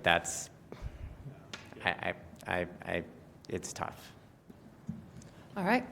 If there are no other comments, Councilmember Ambrose, if you wish to make comment and share your vote. I'll be voting no. I think, it is a razor's edge. You could argue that if somebody has the incumbent and they stay on, then you have longevity of working together. And then you could argue as Dr. Hall has, that, hey, it's neutral. I'm in the position that'll let the voters decide. And I agree with Dr. Hall that their appointment would be a nod that the voters are the ones who should decide this, not council. So. All right, with that, the motion passes 4-2 with Mayor Simpson and Councilmember Ambrose being dissenting votes. Dr. Hall, thank you so much for your time here with us today. All right, we have two, Mr. Griffith, Mr. Rupert. Congratulations. And this is Razor's Edge. Gosh. Like, it stinks. This stinks. Councilmember Ambrose. Yeah, I'll make the motion on this one. Like I would like to appoint sorry, not doctor. I still want to appoint the person we eliminate. No, I'd like to appoint Mr. Rupert to this because of, again, their legal expertise that they talked about and holding public office. When I asked the financial question of, how would you deal with the budget shortfall, I found Mr. Rupert's answer to be one that actually comes from experience. Being on a school board, dealing with a shrinking tax base, and having FTEs, and having a fiduciary responsibility to taxpayers, to people who are working for us, and how are we ethical to our staff and ethical to our taxpayers, and actually having wrestled with those issues in a publicly elected office before. I also think the legal expertise, like I said, I hear not all council members think that we should be trying to fill a specific role, but I think the legal expertise is important. And then the other thing is that I think Mr. Griffith is great, and he's the head of Planning Commission, so all of that urban planning experience we benefit from as a city. And I wish that didn't count against him, that he's already doing a great job on the Planning Commission, but I think he's so involved, knows so many people, has such a great network, and is doing a lot of great things for the city, that this is an opportunity to bring in somebody who is not. And you could argue that city experience shows how great he'd be on council. But again, I think Mr. Rupert has that lived experience that when you're trying to fill a job, you want somebody who is looking at the stuff we're looking at, which is, $11 million shortfall in one-time needs for roads, $10 million everywhere else. Where can we be trimming the fat? I know this is a big thing that Council Member Marriott talks about. And so having Council Member Rupert, maybe he and Marriott can talk about what can we do to make sure that we are more fiscally responsible. I think the financial background is really important too. So I would like to put forth a motion that we appoint Mr. Rupert. Mr. Pfeiffer. I appreciate Councilmember Ambrose putting that up. I agree with everything she just said. I'm going to put a but to that because I want to talk out loud to kind of get through my thought process. I will tell you, personally, I've seen Mr. Griffith perform in the transportation system plan, and that could become a conflict if he was on council, so that's in the back of my head, and I'm sure that we can work through that. But his professionalism and everything has been renowned. I mean, he's done a great job, and he knows. I've praised him several times on what he's doing for the city and his proficiency around that. I do appreciate him being on the commission, Planning Commission, which also helps out as well. And if we talk about that razor's edge again, and I keep going through all my pages back and forth and trying to narrow down key words or key things that were said or how, in my eyes, the razor edge, I will probably be supporting. It sounds right now, I'm feeling like it, and this is why I'm supporting Councilmember Ambrose's. There were some key things that I feel is aligned with the people I'm representing. I appreciate Mr. Rupert's humility conversation. I call it humility because he talked about needing to look at the fluff and FTE and the funds and the budget, the criticality of focusing on the budget. Those are not easy things to say in an elected position. That, there was some opportunities. We hear Mr. Marriott sometimes say that as well, that there's opportunities for us to do better in that area. And I think that voice is critically important. I also appreciate the fact in that conversation that a one-time ask turns into a long-term expense. And that resonated with me a lot because I feel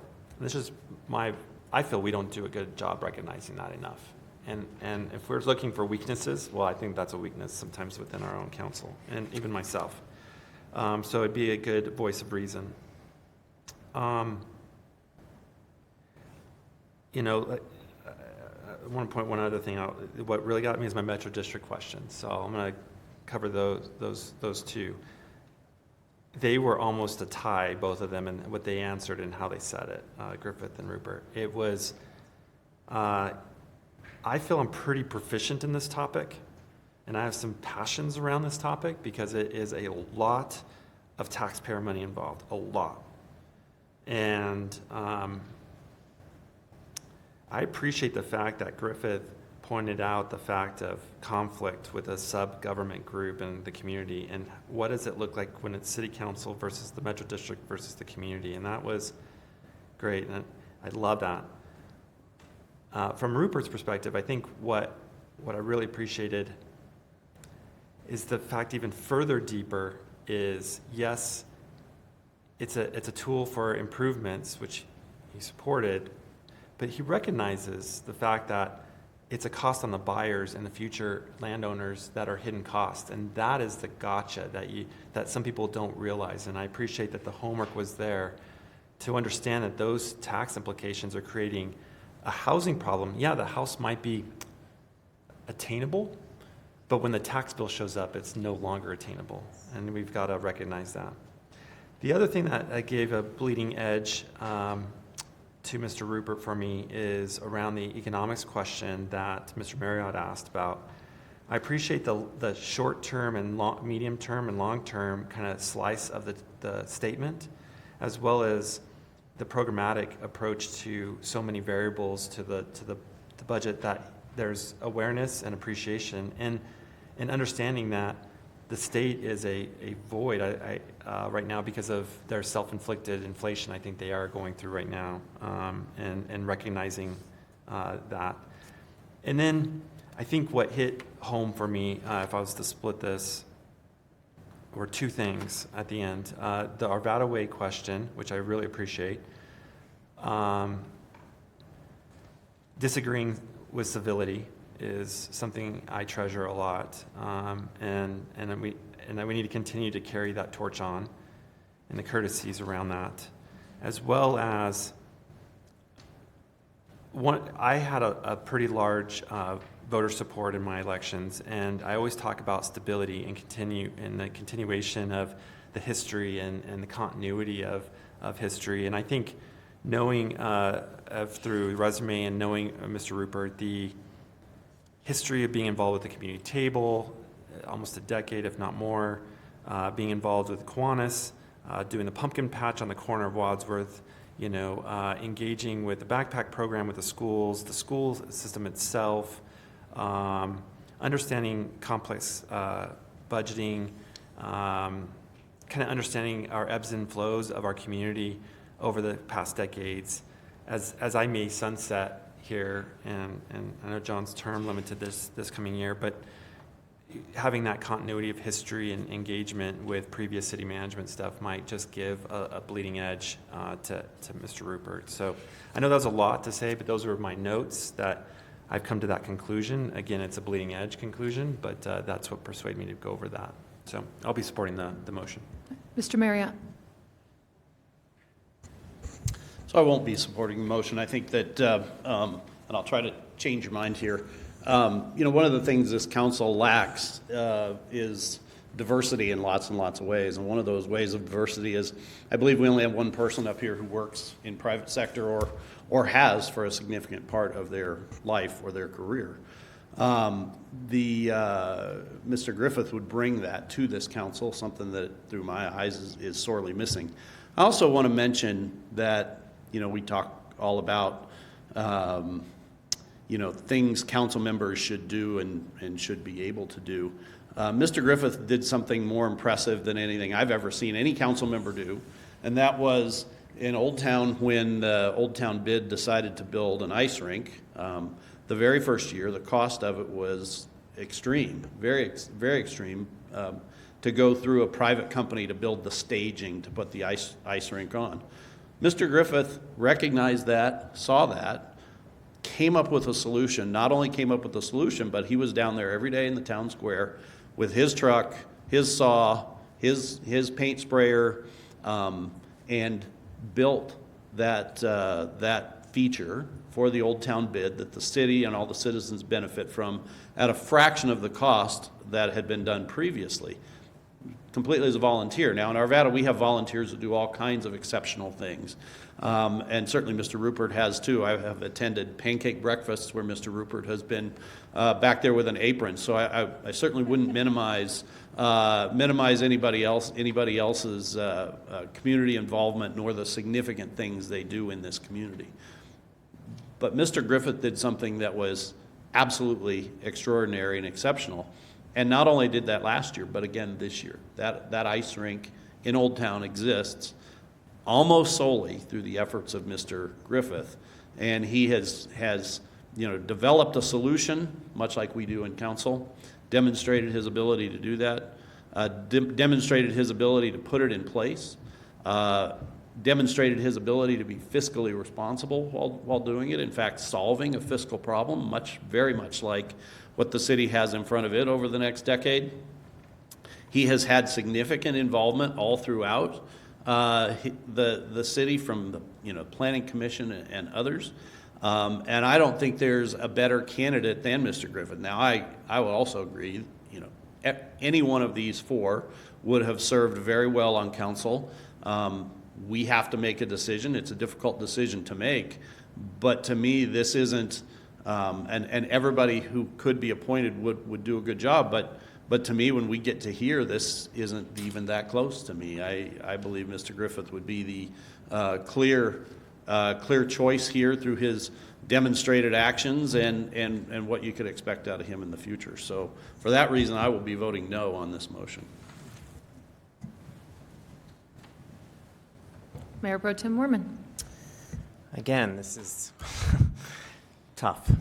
I appreciate the story you just shared, Councilmember Marriott, and I certainly have seen Mr. Griffith in the community doing lots of amazing things, so I appreciate the service he's done, and equally I see Mr. Rupert out in the community doing lots of great and amazing things. So it is not very clear-cut at all in those terms. I think coming down to just being forced to have to make a decision, and I made this comment a little bit earlier about, being able to come on this council, which is already, you're one of seven, and the remainder of the six have already been working together for the past 3 years or two, depending on when they've come on, and so it's being able to be a part of that and work collaboratively and have that experience. I think both Mr. Rupert and Mr. Griffith have that experience in different ways. I think that the razor's edge advantage for me is the fact that Mr. Rupert has served on another government body equally as this one, and has had to deal with those types of budgetary decisions that we are going to have to make that aren't going to be easy. And I think coming back to comment that you made, Councilmember Pfeiffer, about thinking about our constituents, and so that struck me, and I've been really struggling with that and thinking that we're going to be making some tough decisions over the next 11 months, and a lot of them we don't even know what they're going to be yet. And I want to have another member on council that I can rely on, like I do the rest of the members here, that, has experience to help us think through those difficult decisions. And so I will be supporting the motion. I think that, again, Mr. Griffith has amazing experience and talents that would benefit this council, and I'm not saying that's not the case, but I think just having to be forced in this difficult decision and weighing the choice that we have, I think that Mr. Rupert, for me, gives a little bit of that edge because of that experience he brings from serving on another elected body and dealing with budgets as large as ours. Ms. Davis, you don't have a comment or anything? Haven't, there is a motion on the table, so voting is open. My goodness, this is an incredibly challenging one. I'm going through my notes, and I can see numerous ones where Mr. Griffith made strong points, numerous ones where Mr. Rupert made numerous points. My inclination was actually to go with Dr. Hall and to let the voters decide, but given that we have two truly phenomenal candidates and the conversation we've had in terms of the experience, offering, ability, I find both of them to be equivalent. They are equal. They are both tremendous, and frankly, the council, it's a difficult choice because there's no wrong choice. Either one would be phenomenal. And so with that, I have to look at the conversation we've had. I have to look at the intangibles outside of it, and I come up with two intangibles that give me pause. The first was already mentioned by Mr. Pfeiffer. Mr. Griffith's service with the community, his firm has a contract with the city to do transportation work, and he has been leading on that particular project, and quite ably so, I will say, Mr. Griffith. You're doing a wonderful job. Thank you for that service to this city. And but with that, should he receive this appointment, he would need to be recused immediately from that work. And I'm sure he would be able to figure that out with his firm. He's a tremendous employee. There's no doubt about that. But what does that do then to that project, to that city? What is that sort of ripple effect impact to that project, which is very much underway right now and in progress? So I look at that. I also look at time capacity. To Ms. Davis's point, we eliminated Mr. Figliolino for this reason. Mr. Rupert is retired. Mr. Griffith is not. And I do believe, Mr. Griffith, you do have the time to do this. I really do. I see you at City Hall in the day, coming in here, doing your projects. So I do believe that you are able to do this and do it ably. But I have to hold everybody to the same standards, and we held Brandon to that standard. So with that, I look at this, I will be supporting the motion, but I want it very clear that I am supporting these motion on, again, the razor thin. Mr. Griffith, it is certainly not a slight to you. You are an exceptional candidate, and you would do this job extremely well. So it is not in any way a comment on that or on you. It is just these teeny tiny little factors we have to consider. So with that, Councilmember Ambrose, how do you cast your vote? I support my motion. All right. With that, the motion passes 4-2 with dissenting votes from Mr. Marriott and Ms. Davis. And with that, Ms. Morris, if I am correct, it is majority 4-2 counts. We don't have to have a supermajority, correct? That's correct. And so now you would do a motion to appoint the final candidate. All right. I will then ask for a motion to appoint Mr. Rupert to the Arvada City Council vacancy position at large previously held by Lisa Foray, a term to be expired in November of 2025. We need a motion. Councilmember Pfeiffer. I'll make the motion then, if no one else is. Please. I make the motion to appoint Brad Rupert to the at-large vacancy on the City Council for swearing in on Monday, the 16th.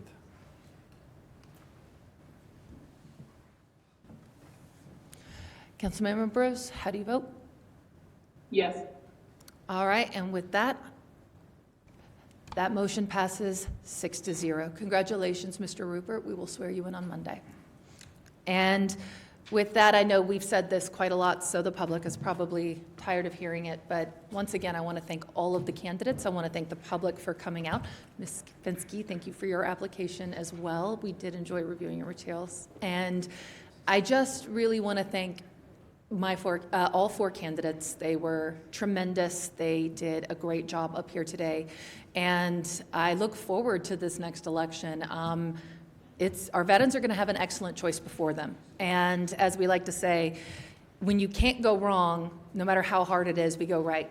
I personally, speaking personally, this was a really hard day. I don't feel ecstatic or jubilant in this moment. I think we all feel pretty somber because we recognize just how special Mr. Griffith, Dr. Hall, and Mr. Figliolino are. And so, Mr. Rupert, we look forward to seeing you on Monday. Congratulations. With that, I will adjourn the meeting. Thank you all, and we'll see you on Monday.